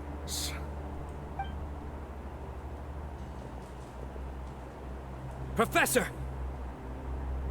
Cyrus, are you okay? Ah! Yeah, exactly. Never say he was safe. Watch what you're doing! Oh, my apologies. We have no intention of causing you distress. But you must understand, Cyrus is of great importance to us. We had to find a way to bring him back to us. Cyrus owes me his life, and to the Temple of Silence, he owes a debt of gratitude. I let him go a long time ago, but now, the time has come to demand payment. I wanted to end my feud with this old bag of bones before you caught up with me. But you got here so quickly. Just leave, Cyno. This is a matter between us two old men. You're all too young to get involved. So that's why you didn't want to report the letter. You'd made up your mind to come here from the beginning. You only left in such a hurry to try and throw us off your trail. Some things in life catch up with you, no matter what you do. You shouldn't have come. That alone brought the others. Cyno didn't make us do anything. We came here for the same reason he did. To rescue you. We'd appreciate you telling us the truth. Otherwise, it seems a little unfair on everyone who had to stay behind. My secrets are secret for good reason. Bringing them to light can only lead to misfortune. You're afraid, aren't you? You can't bring yourself to speak of your past deeds to the students you nurtured as if they were your own children. You recognized our emblem because for many years you lived among us. Indeed, you all but became one of us. You knew as soon as you saw the letter that we, not Uraka, were the ones speaking to you. It threatened you only because you know what you did. Your own guilt convicted you. For you, Cyrus, are a traitor. You once shared your learning with us, and joined us in our mission to revive the might of Hermanubis, to bring new hope, new opportunity. But then, you betrayed us. You bargained for your independence with your past contributions. And then you left, taking with you Hermanubis' might and the wielder of his power. We both know what I said to you that day. That as the leader, I grant you permission to leave, but that one day, the sands of time will catch up with you. And when that day comes, you must pay the price you owe. You really know how to hold a grudge. Hermanubis' might? And the wielder of his power? Does he mean you? Professor, anything to say? The moon is right. I came here once before. He rescued me from the brink of death once, many years ago in the desert. When he learned that I was a scholar, he invited me to come here and revive the might of Hermanubis together. It was a great, daring plan, and one shrouded in secrecy. The Temple of Silence had been bereft of Hermanubis for too long. The strength of its faith and its warriors were waning. Bamoon proposed that we implant bar fragments, shards of Hermanubis, into the bodies of suitable vessels. If the experiment was successful, the spirit of Hermanubis would then dwell within the vessel. Many believers volunteered themselves for the experiment. But we soon discovered that the bodies of grown adults could not withstand Hermanubis' power. In the end, Bamoon offered his own adoptive grandson. One other child was identified as a suitable vessel, and his parents agreed to release him into our custody in exchange for a small fortune. These two children were our only hope for hosting Hermanubis' power. For many years, the Temple of Silence had been in possession of 2 Ba fragments from Hermanubis. As remnants of his raw power, they were exceedingly rare treasures. The test subjects were sent into a room that had been prepared for the ceremony, and instructed to approach the Ba fragments, whose power had been amplified. If, after some time, this power did not repel them, this would mean that they were suitable vessels. The original plan was for a 3-stage experiment: resonance, implantation, and recovery and observation. The resonance stage went quite smoothly for both candidates.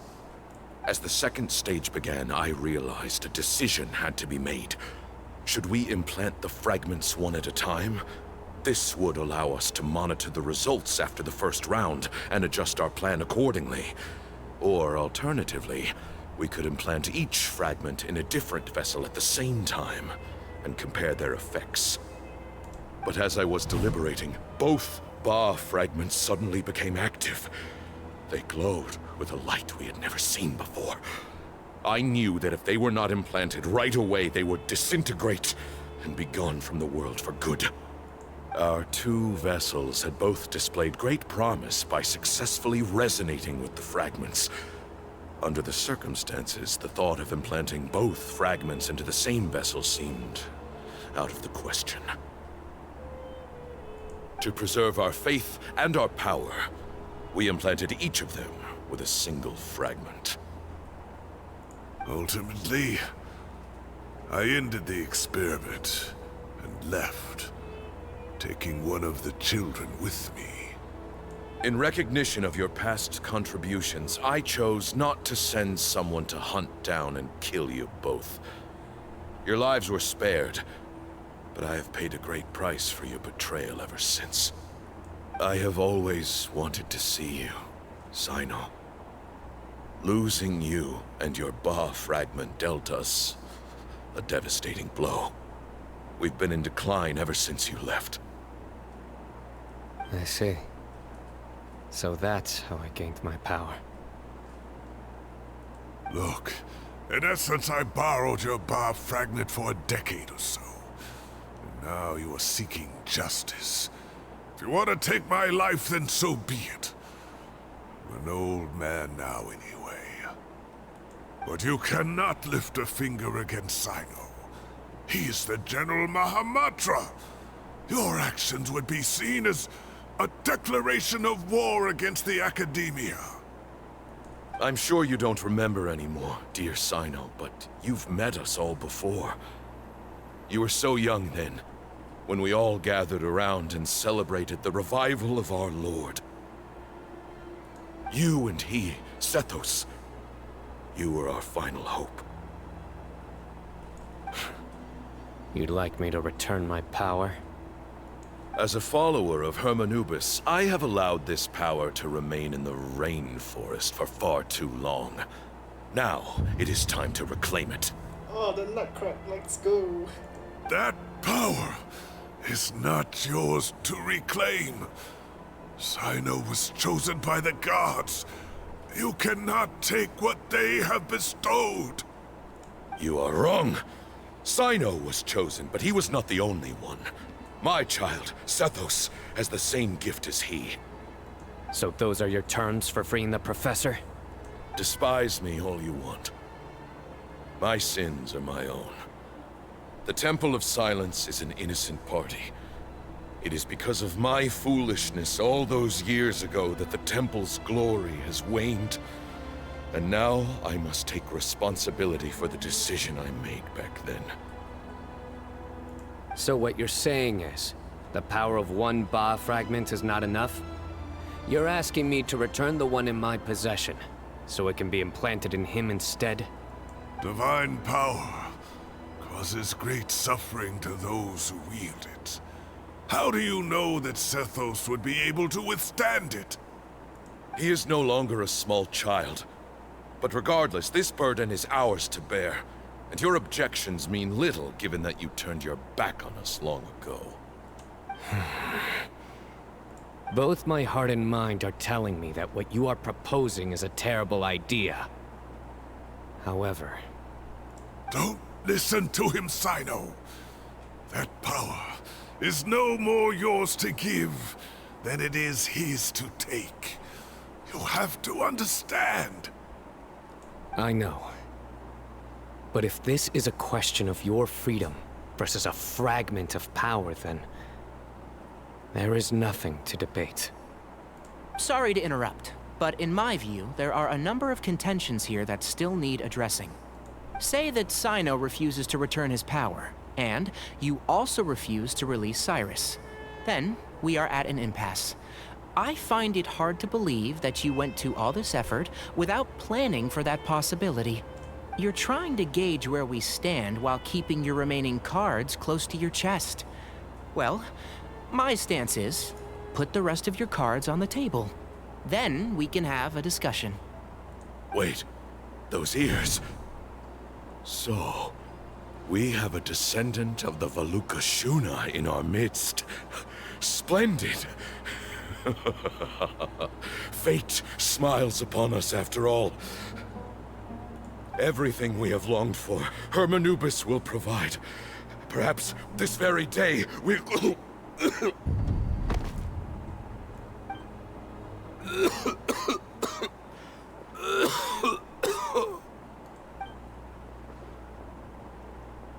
Why is he coughing so much?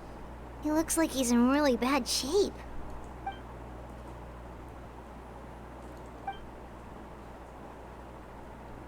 Pamoon, you... Take our leader back to his room.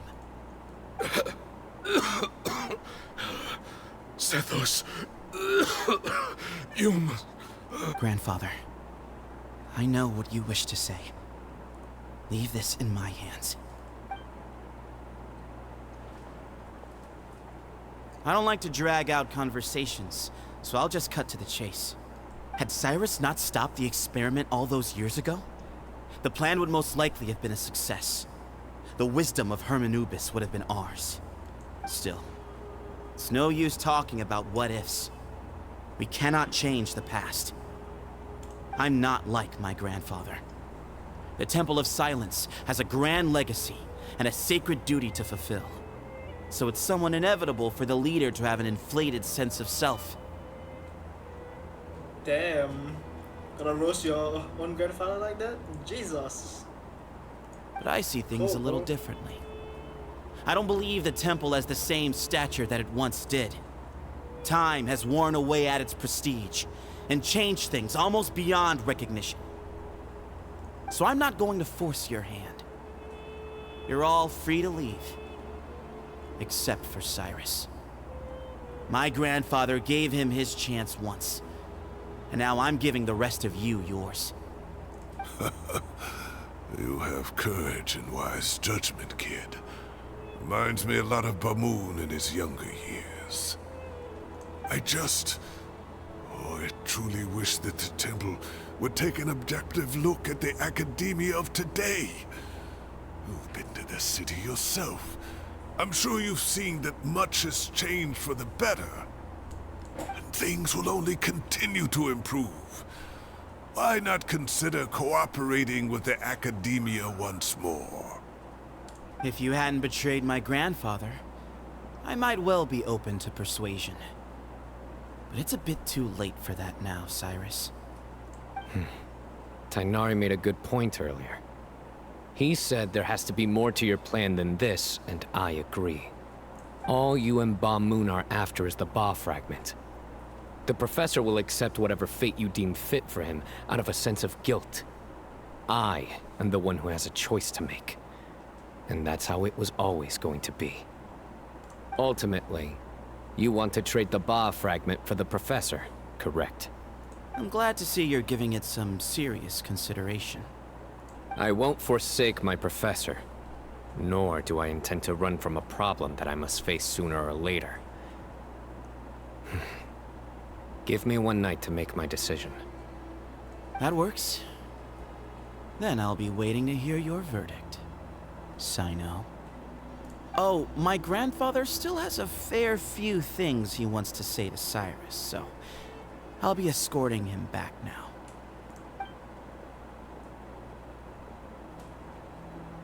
Are you sure about negotiating with him? I need to think this through. Everyone, let's meet again later tonight. Until then, take some time for yourself. Alright, well, don't put too much pressure on yourself, Cyno. If you need any help working things out, just come and find us.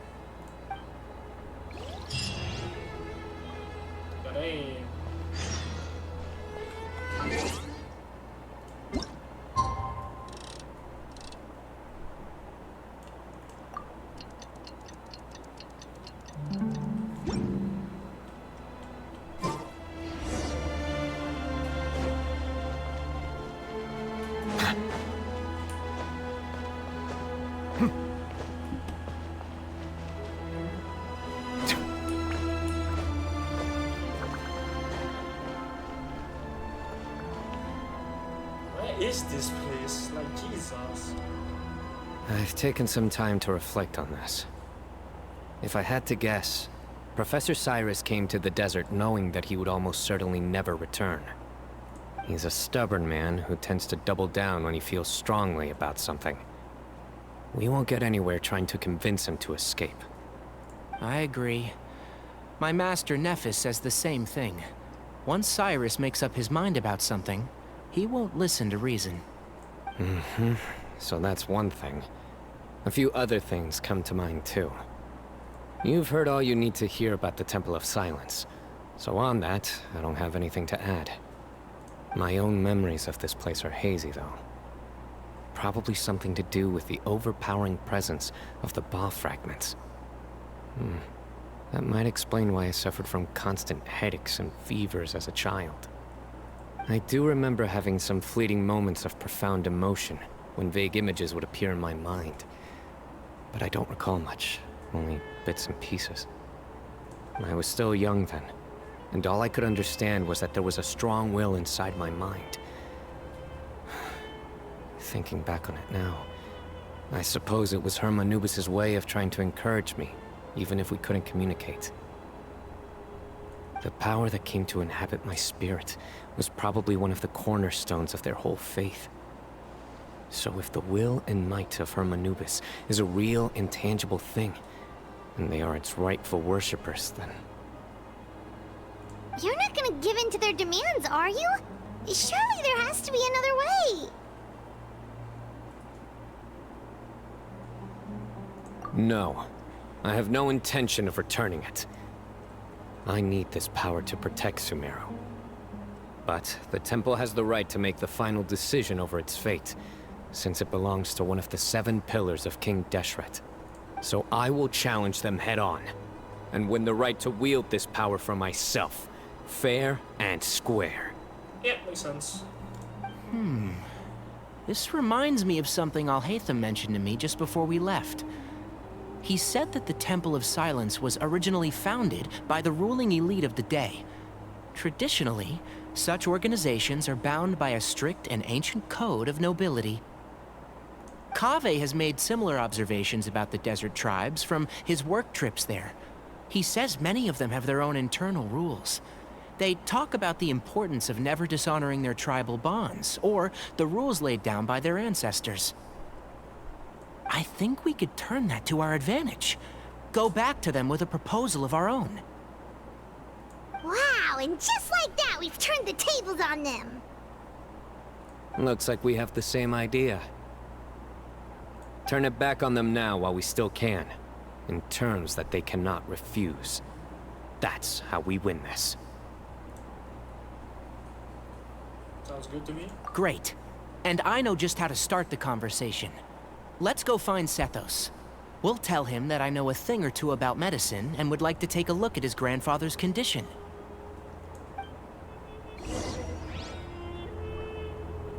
Okay.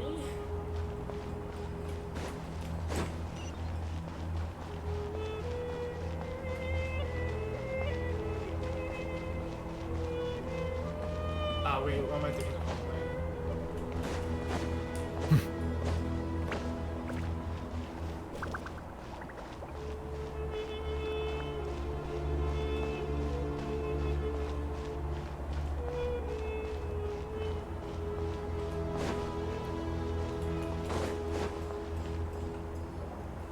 Sethos, let's talk. How do you know this is his room? Like, what? Have you made up your mind? We'll get to that, but first, I have some degree of medical training, so I was wondering if you might let me take a look at your grandfather? I have no objections, although we do have our own doctors here. I doubt you'll be able to tell us anything we don't already know. Only one way to find out. Follow me. Keep your voices down. We don't want to disturb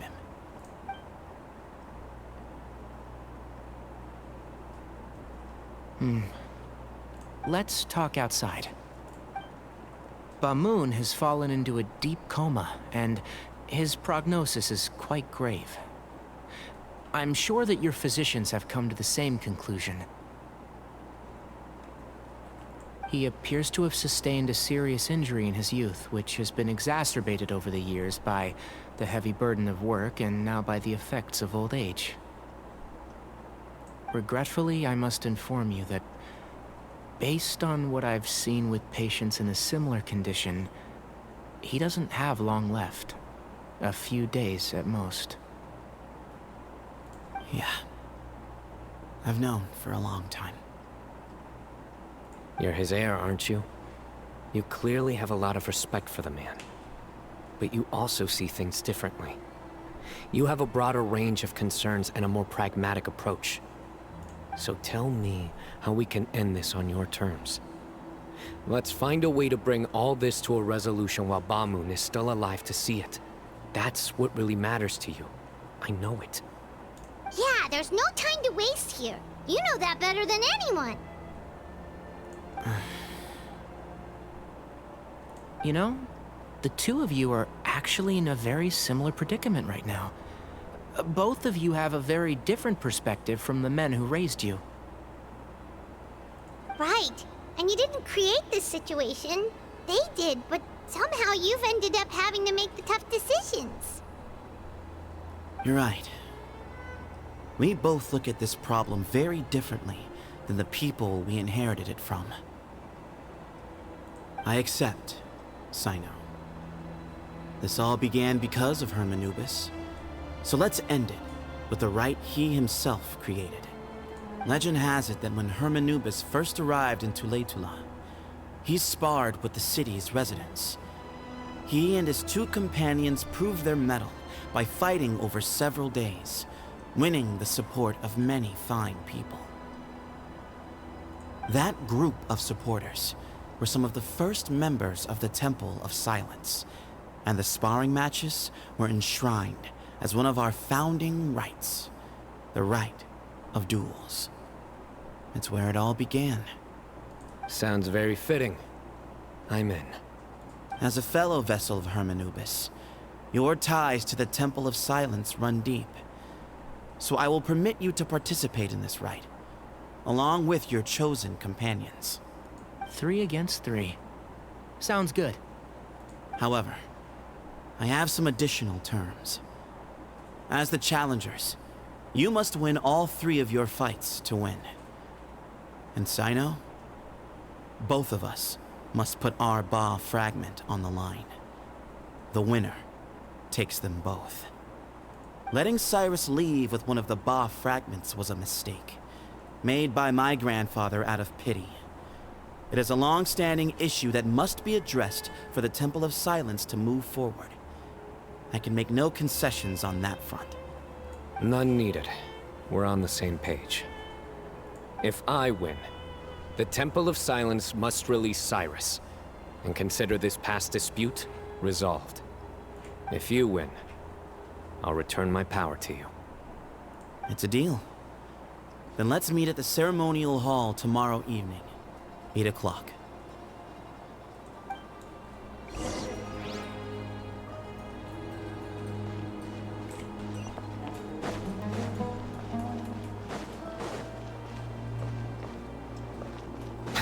I'm gonna explore this place a little bit more.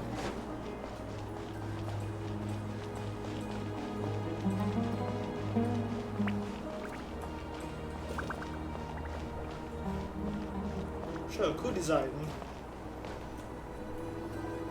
Well, after how that went, there's definitely no turning back now. There never was. Turning back hasn't been an option for me since the moment the professor slipped away to return to the desert. You have to win. You need this power, both as General Mahamatra and for yourself. Yeah, that's right! Besides, it stayed with you ever since you were a small child. Surely that's a sign it thinks of you as its rightful owner. Both as General Mahamatra and for myself. Yeah, when you put it that way. I've had to overcome a lot to tame this power and claim it for myself. Not everyone could have done that. Exactly! The Traveler and I will never lose. And neither shall I. The desert was home to an ancient and great civilization that, for a variety of reasons, fell out with the civilization of the rainforest. It's just as Dia said. Prejudice has pushed people apart. But there must be personal factors at work here too.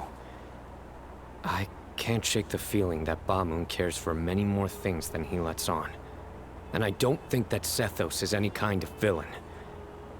He's just doing what he thinks is best. Tomorrow, everything will be resolved. Okay, to tomorrow then. I thought it was time. No, never mind. No, this is time. She went?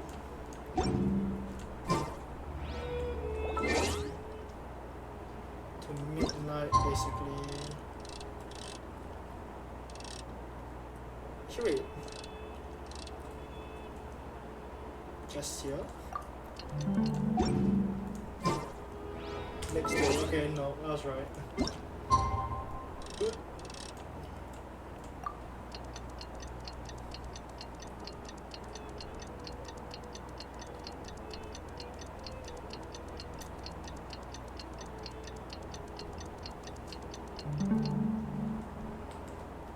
Okay then.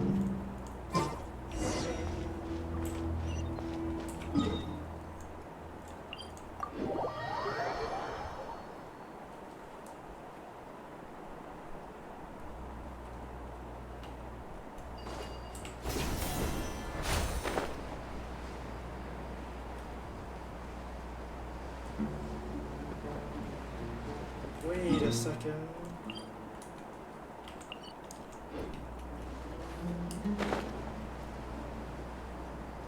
Oh my god. I'm so dumb. I should just waited in the...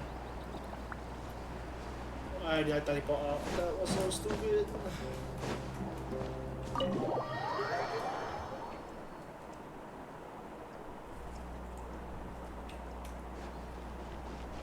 $300. Oh my freaking god. Okay, it's a long walk.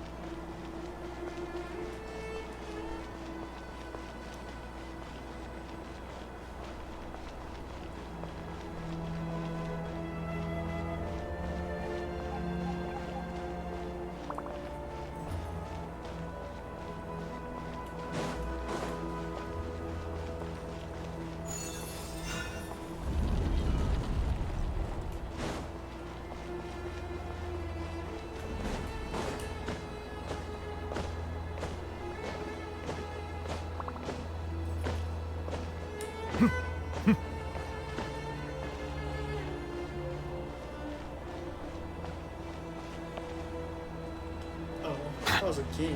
Okay. We gather on this day to perform once more the rite of duels, with the greatest of all sages, Lord Hermanubis, as our witness, for his power and authority is present in our midst. This is our most sacred of ceremonies, and no disruption from the audience shall be tolerated. It is incumbent upon all to observe the duel with the utmost respect and reverence throughout the proceedings. Representing the Temple of Silence, the Defenders.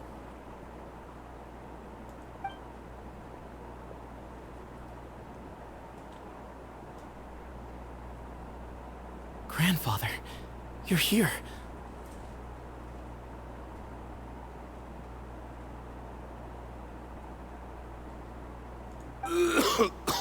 A rite of duels after all these years. I am surprised by your decision, Sethos. I know what I'm doing, Grandfather. Just leave it to me. Representing the Academia, the Challengers. Ready. We will fight to have our voices heard. Warriors, take your positions and decide on the order of battle. We come not to debate what brings our challengers here, nor what will become of the defeated duelists. Duelists, the might of Hermanubis himself is at stake here. Now, fight. Fight until the rightful victor is proclaimed. Huh? Are you sure? I agree. He's very strong. Sending him out first will definitely intimidate the opposing side. Okay, then you're second. Sure. We have decided. So have we. Let's begin. Am I actually fighting humans? Duelists of the first bout, please step forward.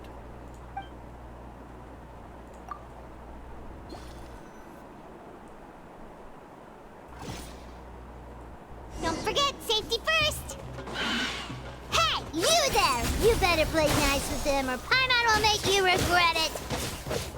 A little bit too much chatter from the audience over there.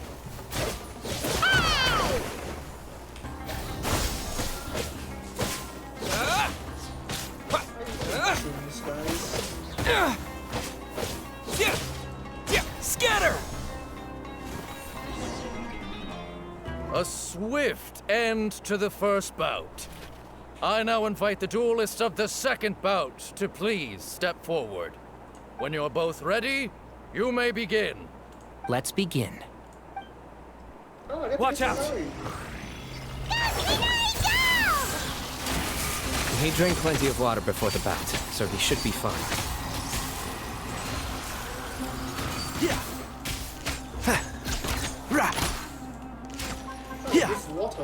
Yeah. One with the force.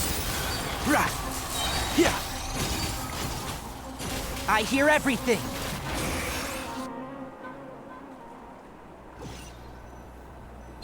Okay.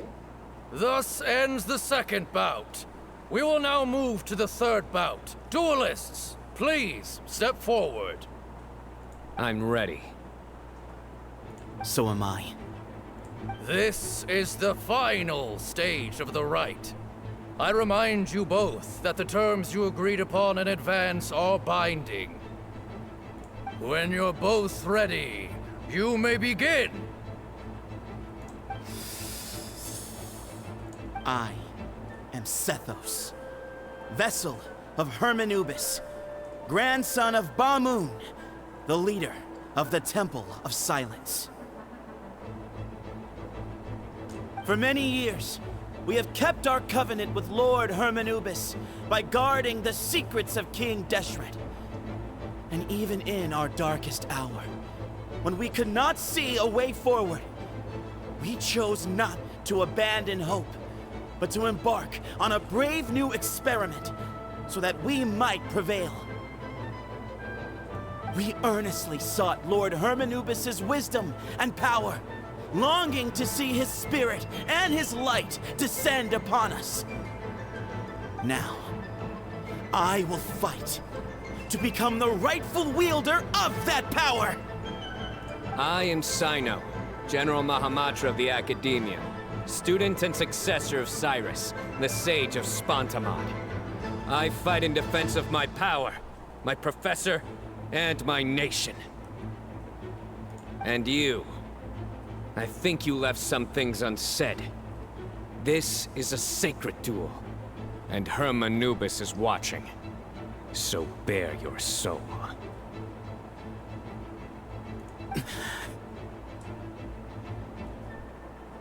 Everyone, old and young, fit and frail, they're all waiting to see how this duel will end. My grandfather is a wise leader. He is also known to be a ruler who is not afraid to get blood on his hands. I understand his beliefs well, and I know what he expects of me. But our faith has held us back for too long. After I grew up, I went to the rainforest once, and I saw for myself the people of the city. Times have changed. The people of Sumeru are happier and more free now than in the past. I thought about this as I stood at one of the tallest points in the city, gazing down at the streets below. Then I thought of you, Cyno. You and I both wield the same power, yet the lives we lead could not be more different. Each Ba fragment of Hermanubis stands for something different, might, glory, and one of many other secrets that have yet to be revealed. I once thought that the nature of our fragments must be what makes us so different from one another. But maybe it's that you've found your answer, and I am still searching for mine. I am more than just a warrior. I am my own person. Exactly. The name Hermanubis has left its mark on both of us, shaped the course of our lives. We are his vessels, and yet we are more besides. So show me your answer, Cyno. Show me I can be more than my faith, more than the power I wield. Show me the person I can become! Okay then. Bring it on!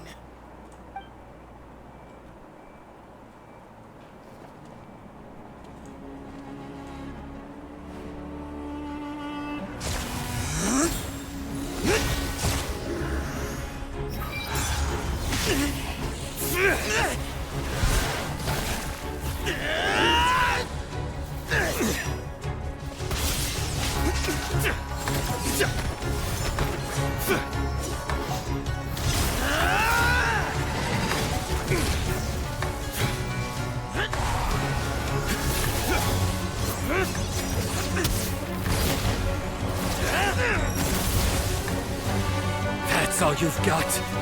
What happened to searching for your answer?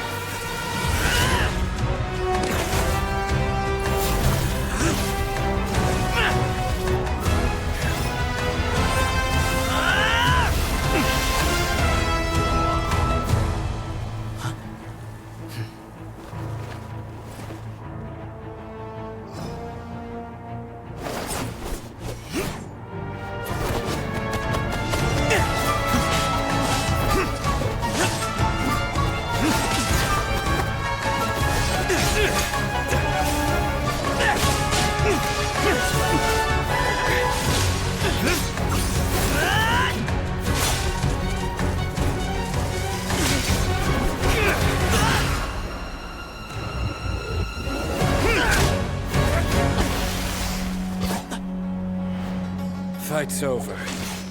Do you yield? You won. Well then, looks like you found your answer.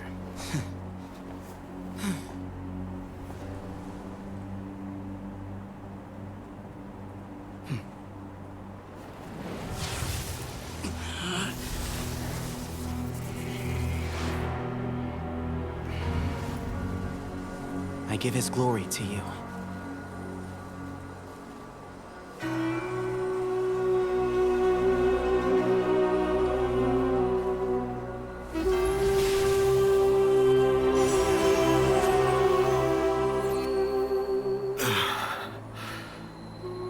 I've seen that light. That is the light of our Lord, the great Hermanubis, priest over all other priests. His spirit dwells within that lightning, and his will lives on. Once a warrior of Tynar, he emerged from the barren desert sands to serve the god king Al-Ahmar. After the death of the god king, Hermanubis gathered his followers and the Tynarian priests and led them to the city of Tule-Tula.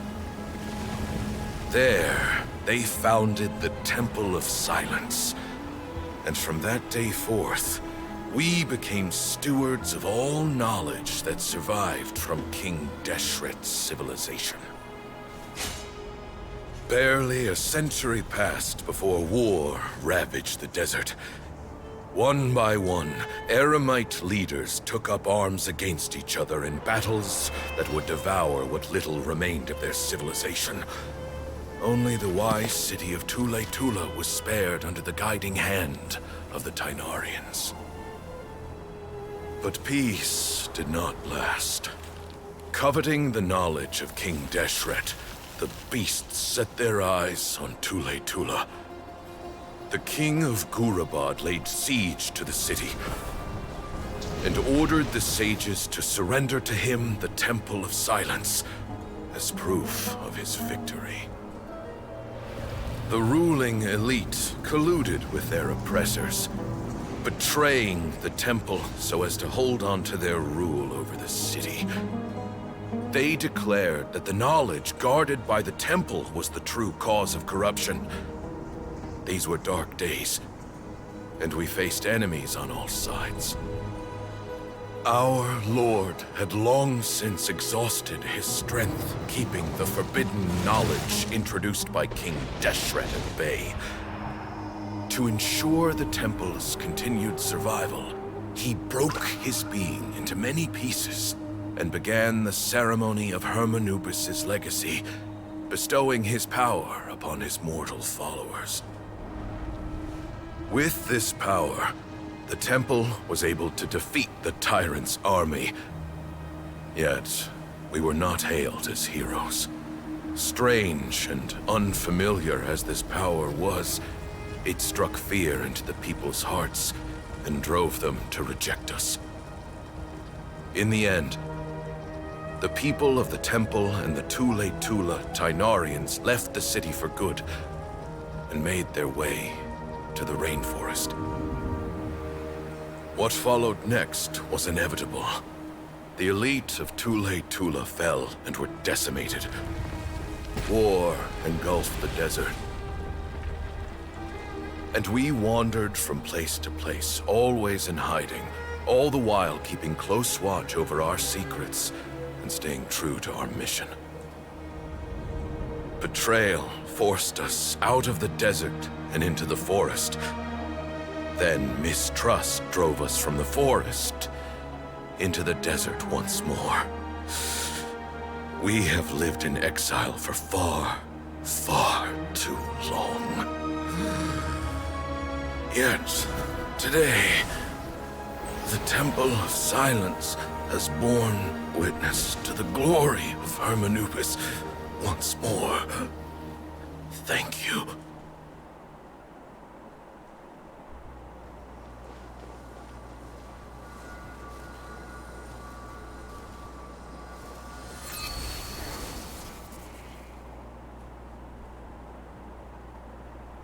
How is it? Do you feel okay?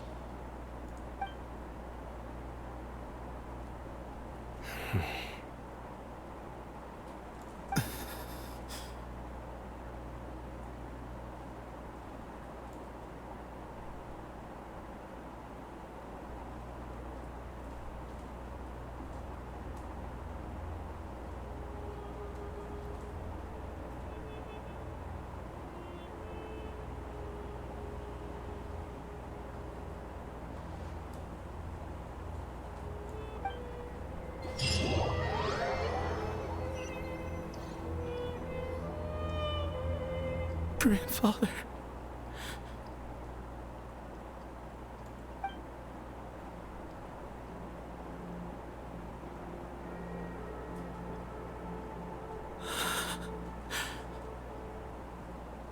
Hey, Sethos. You'll get through this. I know. I'll miss him. I guess you were prepared for this. It's been a long time coming, huh? Yeah, he's been on death's door for a very long time now. I think it was only through sheer willpower that he managed to hold on to this point. At least, he was able to see this chapter come to a close before he passed. What's next for you? Per my grandfather's last wishes, the Temple of Silence should submit to whoever possesses the largest number of Hermanubis fragments. That entitles you to be our new leader, Cyno.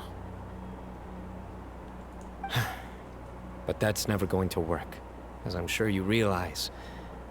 I'm the General Mahamatra. I am needed back at the Academia. I did foresee this possibility, and I gave it some thought. The fact is, I know next to nothing about the staff, records, and environment here. As such, I am ill-suited to be your leader. Sethos, I believe the honor should go to you. Were it not for this duel, or indeed if you had other intentions, the Ba fragments would most likely be in your hands by now. I'm sure Ba-Moon never meant for anyone but you to be his successor. You really think so? I do. Still, I didn't think Ba-Moon looked very surprised by the final result.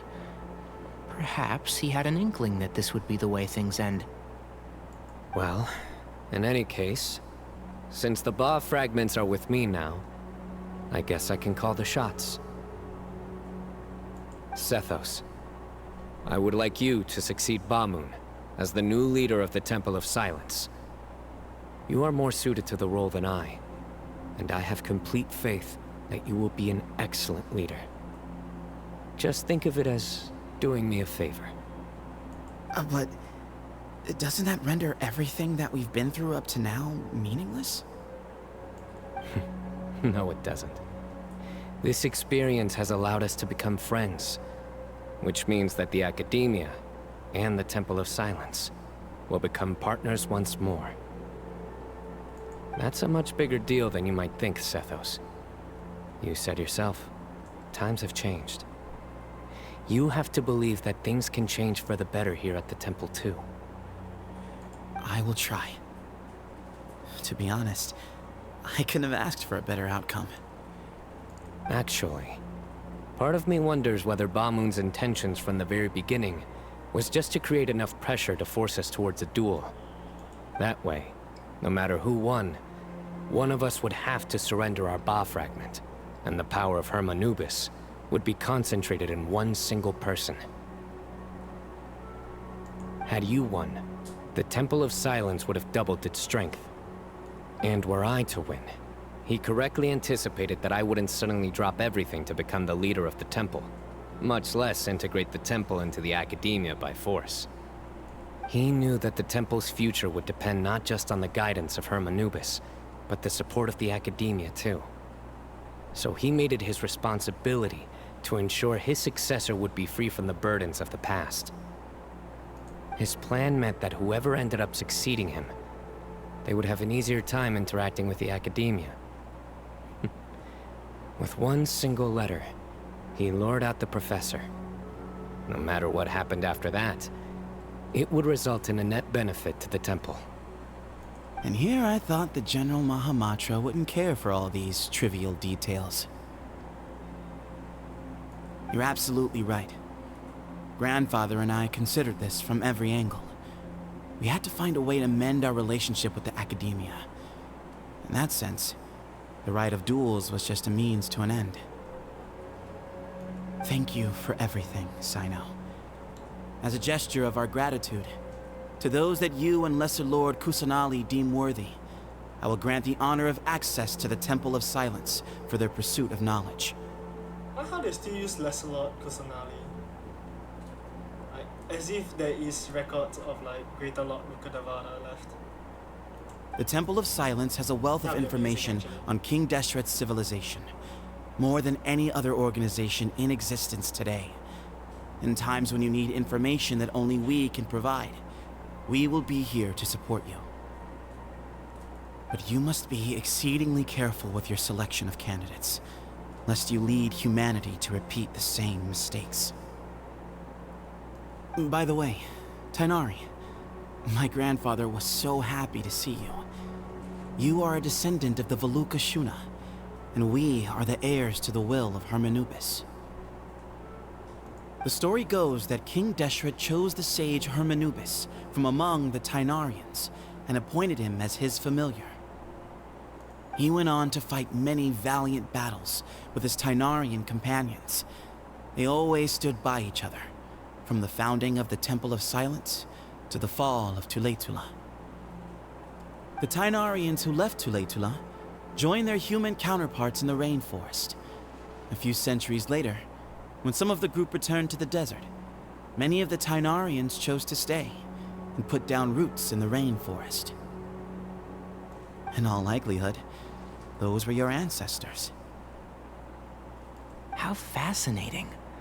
My father once mentioned that I was named after the Tainarians, but I never knew that my forebears had such a history with the Temple of Silence. I like this story. By the way, has anyone seen Cyrus? Yes, Cyrus. You'll probably find him in my grandfather's room. He wouldn't show it in front of me, but I think he still has many fond memories of my grandfather. If it's true that you and your grandfather really planned for everything to turn out this way, then I guess he didn't really resent Cyrus as much as he appeared to. Who knows? Perhaps all of us, you, me, and Cyrus, we're all just pawns in my grandfather's plan to set things straight. He was awful like that. Someone's got to make the decisions when history is at a crossroads. I will make a detailed report on all of this to Lesser Lord Kusanali, and arrange for an official delegation from the Academia to come and meet you in the desert. I'm sure you'll have lots to attend to in the days ahead. But once things return to normal, please come and visit the rainforest again. You should stay for a few days this time, and start to build some relationships. If we're going to work together, both sides have to get to know one another better. I will. All right, well, bye for now, everyone. I'll be seeing you. See you soon. Come hang out with us anytime.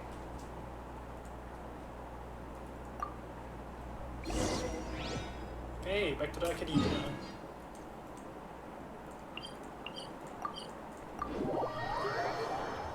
And what's it? The dead past something?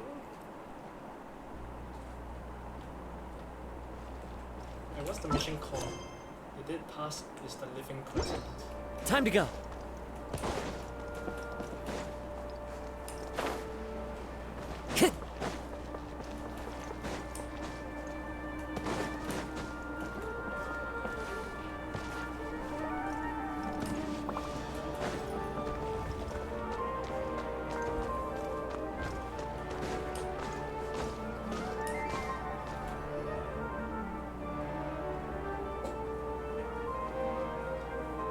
What were you thinking, gallivanting off into the desert alone at your age? What if you take the bucket, You told not a soul what you were up to, designated nobody to handle your affairs, and left everyone scrambling frantically to try and figure out how on earth to clean up the colossal mess you'd made. Oh, please, will you stop your yelling? What other choice did I have? What do you mean, what other choice? Do you mean to tell me that after all your years of learning, and sagehood no less, the only idea you could conjure up in that white-haired walnut of yours was to shoot off into the unknown like some hot-headed 20-year-old adventurer? A one-man suicide mission, That's the best idea that one of the finest minds of a generation could come up with, is it? It astounds me that you survived the journey, and you're lucky that Ba Moon didn't finish you off when you arrived. All right, all right. Honestly, the way you're going off on me, it's like you wish you'd been there to lend him a hand. Does it mean nothing to you that I'm your colleague and former classmate? I've got nothing more to say. What's the point of berating an old bag of bones? What do you mean, bag of bones? I'm a flesh-and-blood hero who, despite his old age, saved our General Mahamatra from being stripped of his powers. Okay, look. Fine, I admitted I was in the wrong. How can I make it up to you? What about, a month's work at the Academia? 1 month? Try 3. Inari's master is really laying into Cyrus. Let's give them a wide berth. Professor brought this on himself. Don't pay any attention to him. Wow, I haven't seen Master get this riled up in a long time. The last time he chewed someone out like this must have been back when I was still a student. I think I'll go around and update everyone. Tell them the situation's resolved. Want to come with me? We can go for dinner afterwards. My treat. You in? Makes sense. I'm in. Hey, free food's free food. Paimon's coming too! Let's go! Okay. Oh, Farazan. Kalion. Hey, Kale. You're back! Well, look who we have here. Would you mind explaining to me what has been going on this past few days? I heard you all ran off into the desert and got embroiled in a major catastrophe. All taken care of. That does not answer my question. How could you be so careless? That goes for you as well. Yes, and you too. When you run into problems, you really ought to ask for help, you know? I've been around the block. Don't you think it would have made sense to involve me? And let's not forget, I know the desert like the back of my hand. Now would not be a good time to attempt to argue with Farazan. You're right. A chore. Mm-hmm. It's not the first time that I've had to talk to you about this sort of thing either. You need to learn that there are times when the right thing to do is get a more experienced member of staff involved. Do I make myself clear? Because if you don't, Kale, please do something. He's giving me the signal. All right, guess it's time to play my ace in the hole. She's running away. Say, Madam Farazan, I can see you're pretty upset, but, I was just wondering, remember that time you offered to give me a tour of the academia? Does that offer still stand? Huh? Wait, did I hear that right? Kale, you remember? Wonderful. Well, of course the offer still stands. Come on. Madam Farazan will show you around the old classrooms. Oh no, she's sacrificing herself.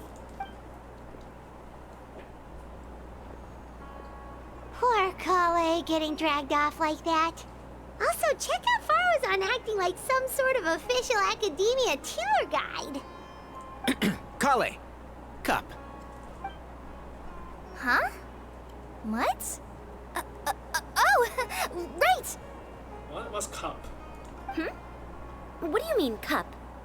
You need a cup. I can get you a cup. Oh, it's nothing. Just Master's way of reminding me to stay hydrated while I'm out and about.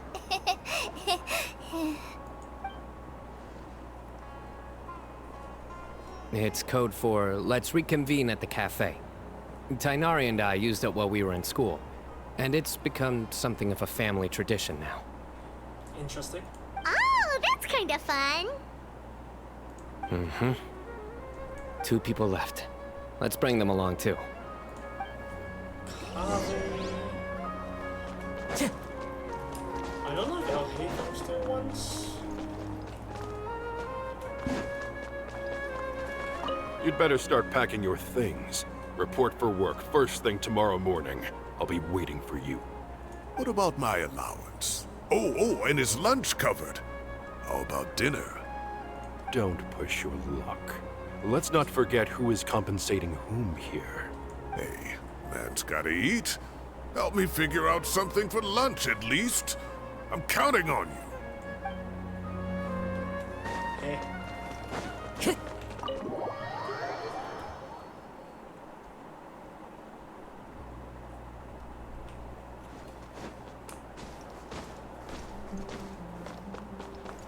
Time to go.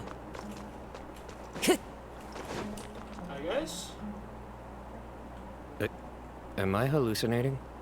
Or do I see Kaveh and Al-Haytham engaged in diligent studying? Oh shit, bro. We're just reorganizing all the books we used.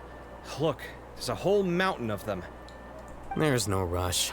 Nobody reads these books anyway. My sincere thanks to you both. Yes, with your help, we resolved the issue rather swiftly and painlessly. And the outcome was better than we could have hoped for.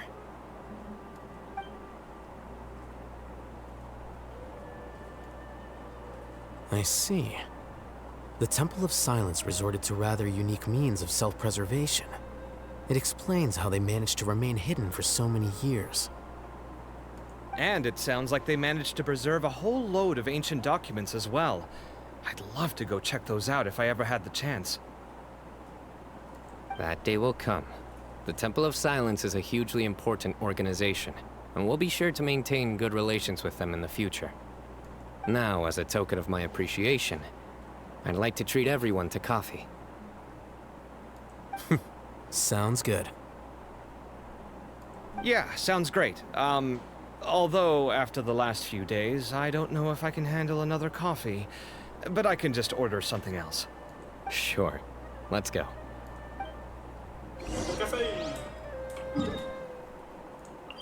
Yoink.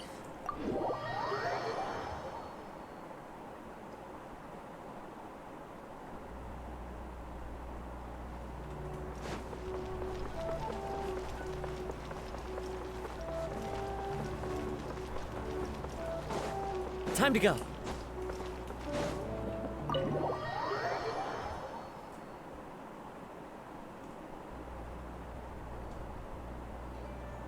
And then the Traveler just pounced on their opponent and knocked him right out cold.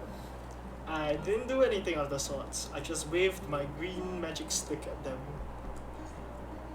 Then there was Tighnari. He put up an amazing fight too. We ended up winning all 3 bouts.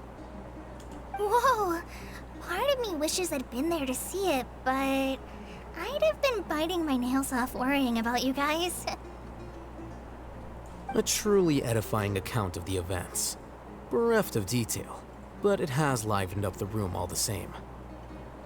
Hey, Paimon included all the juicy details. The Traveler just pounced and then waved their sword like this, then spun around and blocked. Despite winning 3 bouts in a row, you still ceded the position of leader to him. That's very dignified of you, Cyno. Of course. Being dignified comes with being a true champion. I got to be a champion too for once. I've not sparred much with desert folk before. It was a pretty unique experience. Yeah, huge place! It felt like something right out of an epic poem. Imagine this. It was like there was... Maybe save that one for later, Paimon. Dessert's here. Okay. I think that'll do me for today. Shall we stop off at the House of Dana again before heading home? We should probably finish putting all those books back. My thoughts exactly. See you around. I should get going as well. See you all later. Make sure you get some good rest tonight. Okay. I need to go say thanks to the Core 30 for their help. Also, Sir Nephis says he wanted to introduce me to some of the Academia's work processes.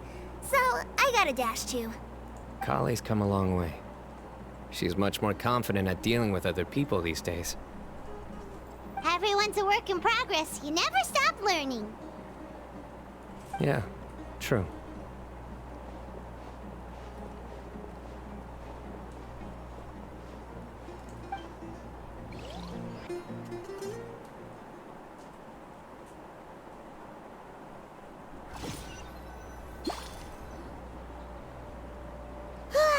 That was good. It feels like everything's finally wrapped up now. Life is all about these moments when you can finally relax and hang out with good friends after a job well done. And also, those desserts Cyno got, they were really good. Paimon definitely needs more of those in the future. Do you 3 have anything planned for the rest of the day? If not, would you come somewhere with me? That's a secret for now. Wouldn't want to spoil the surprise. Okay. I think I can guess what you're talking about. It'll definitely be a nice surprise. Well, now Paimon's curious. Come on, let's go. Okay, where to now? Back there.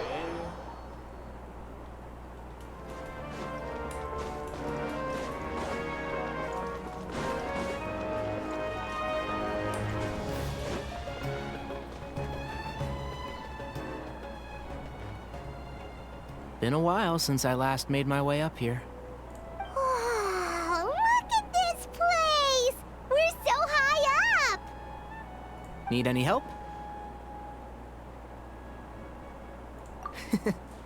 As you wish. It's a nice spot, isn't it? What a great view! We're so high up, we can see for miles! Traveler, Yeah. turn around.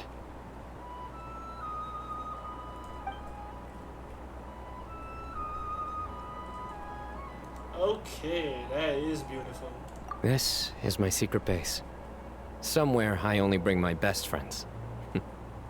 When I was a student, I used to slip away and climb up here all the time, just to clear my head. I was quite young then, and hadn't made too many friends yet. Back then, I had a lot of the same questions that Sethos was asking. Who am I? Why do I have this power? And what should I be fighting for? Our gifts help us to find our rightful place in the world. That was my experience. And I'm sure Sethos will figure things out in his own time, too.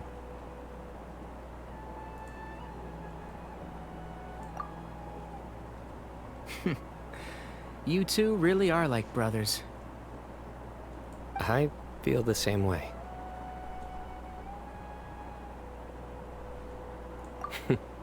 Of course. I see no need to be humble when it comes to the facts. I still remember one time when we came up here to chat and do our homework. Cyno accidentally dropped a fruit. Luckily, he has fast reflexes, so he caught it just in time. I hear a big butt coming. That was the one and only time. Nothing will ever slip through my fingers again. Never mind. Those were good times. I kinda miss the student life. You know, Paimon really shouldn't be able to imagine Cyno doing something like that, but for some strange reason, the mental image is coming through clear as day. Then make it stop. There's somebody there. It's Professor Cyrus. You guys carry on without me. I'll be right back. Okay. Hey, you're not supposed to jump down! Be careful!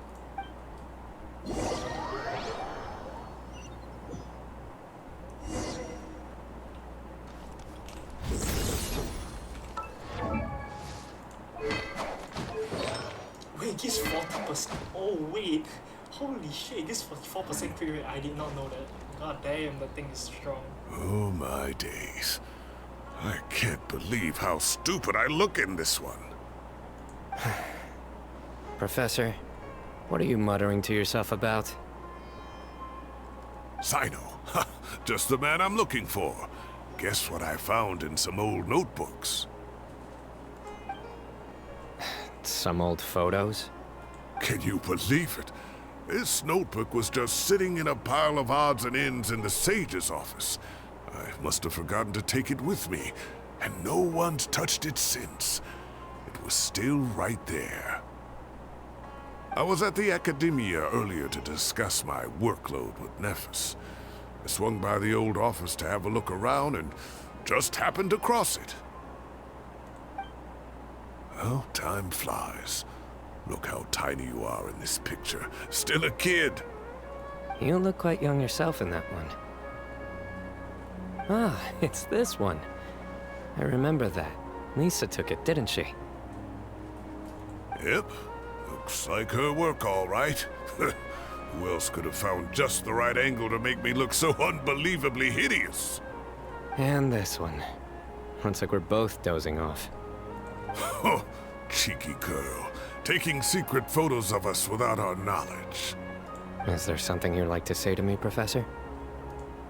Like what? Like, these are good photos, aren't they? Hey, at moments like this, I hardly know where to begin. I can't pretend I'm a good person. Bamoon had every reason to despise me.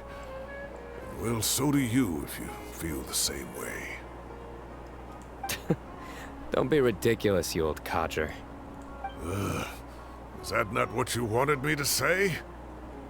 Oh, I've dreamt of that place many times after leaving the desert. Sometimes I've dreamed that I was doing research with them again. And other times, I dream of the day they saved my life. Oh, it was one of the happiest times of my life. We all learned so much from one another. You've matured so much over the years, Cyno. Since you're my professor, I should save you some face by not calling you out on all the non-answers you just gave. So, I will do the right thing and keep my mouth shut. Good thinking. Take your own advice next time. Seriously, why bully an old man like me? I thought heroes were supposed to be gracious. Hey, wait, how did I not notice this one earlier? Lisa strikes again. Just how many did she take? Look how cute you were when you were little. I remember how well-mannered you were back then, too. Yeah, and look how serious and professional you used to be. Oh, I can't compete with you anymore. First you get better than me at the deadpan jokes, and now you're besting me at those little quips, too. Oh shit, it was Cyrus's fault that Cyno was making all of these dad jokes. Don't say that. I still have a lot of respect for you. That's more like it. Hey, what would you say to meeting up with Lisa again sometime? I'd like that. Let's find a time and pay her a visit in Mondstadt. All right, I'll add it to my schedule. Let's go next week. Wait, no. Next week is the tomato growing competition. I have got to beat Zaha Hadi. Or you could find a real hobby, Professor. Damn.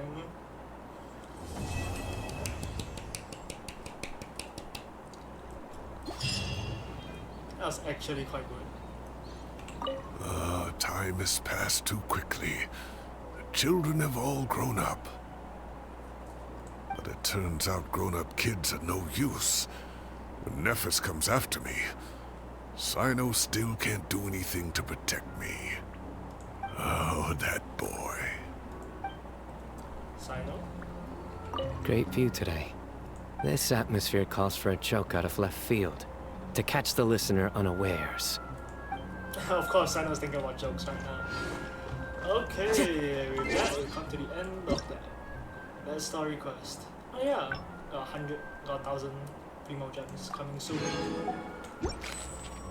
Other than that, yep, this is a good place to end it. Till next time.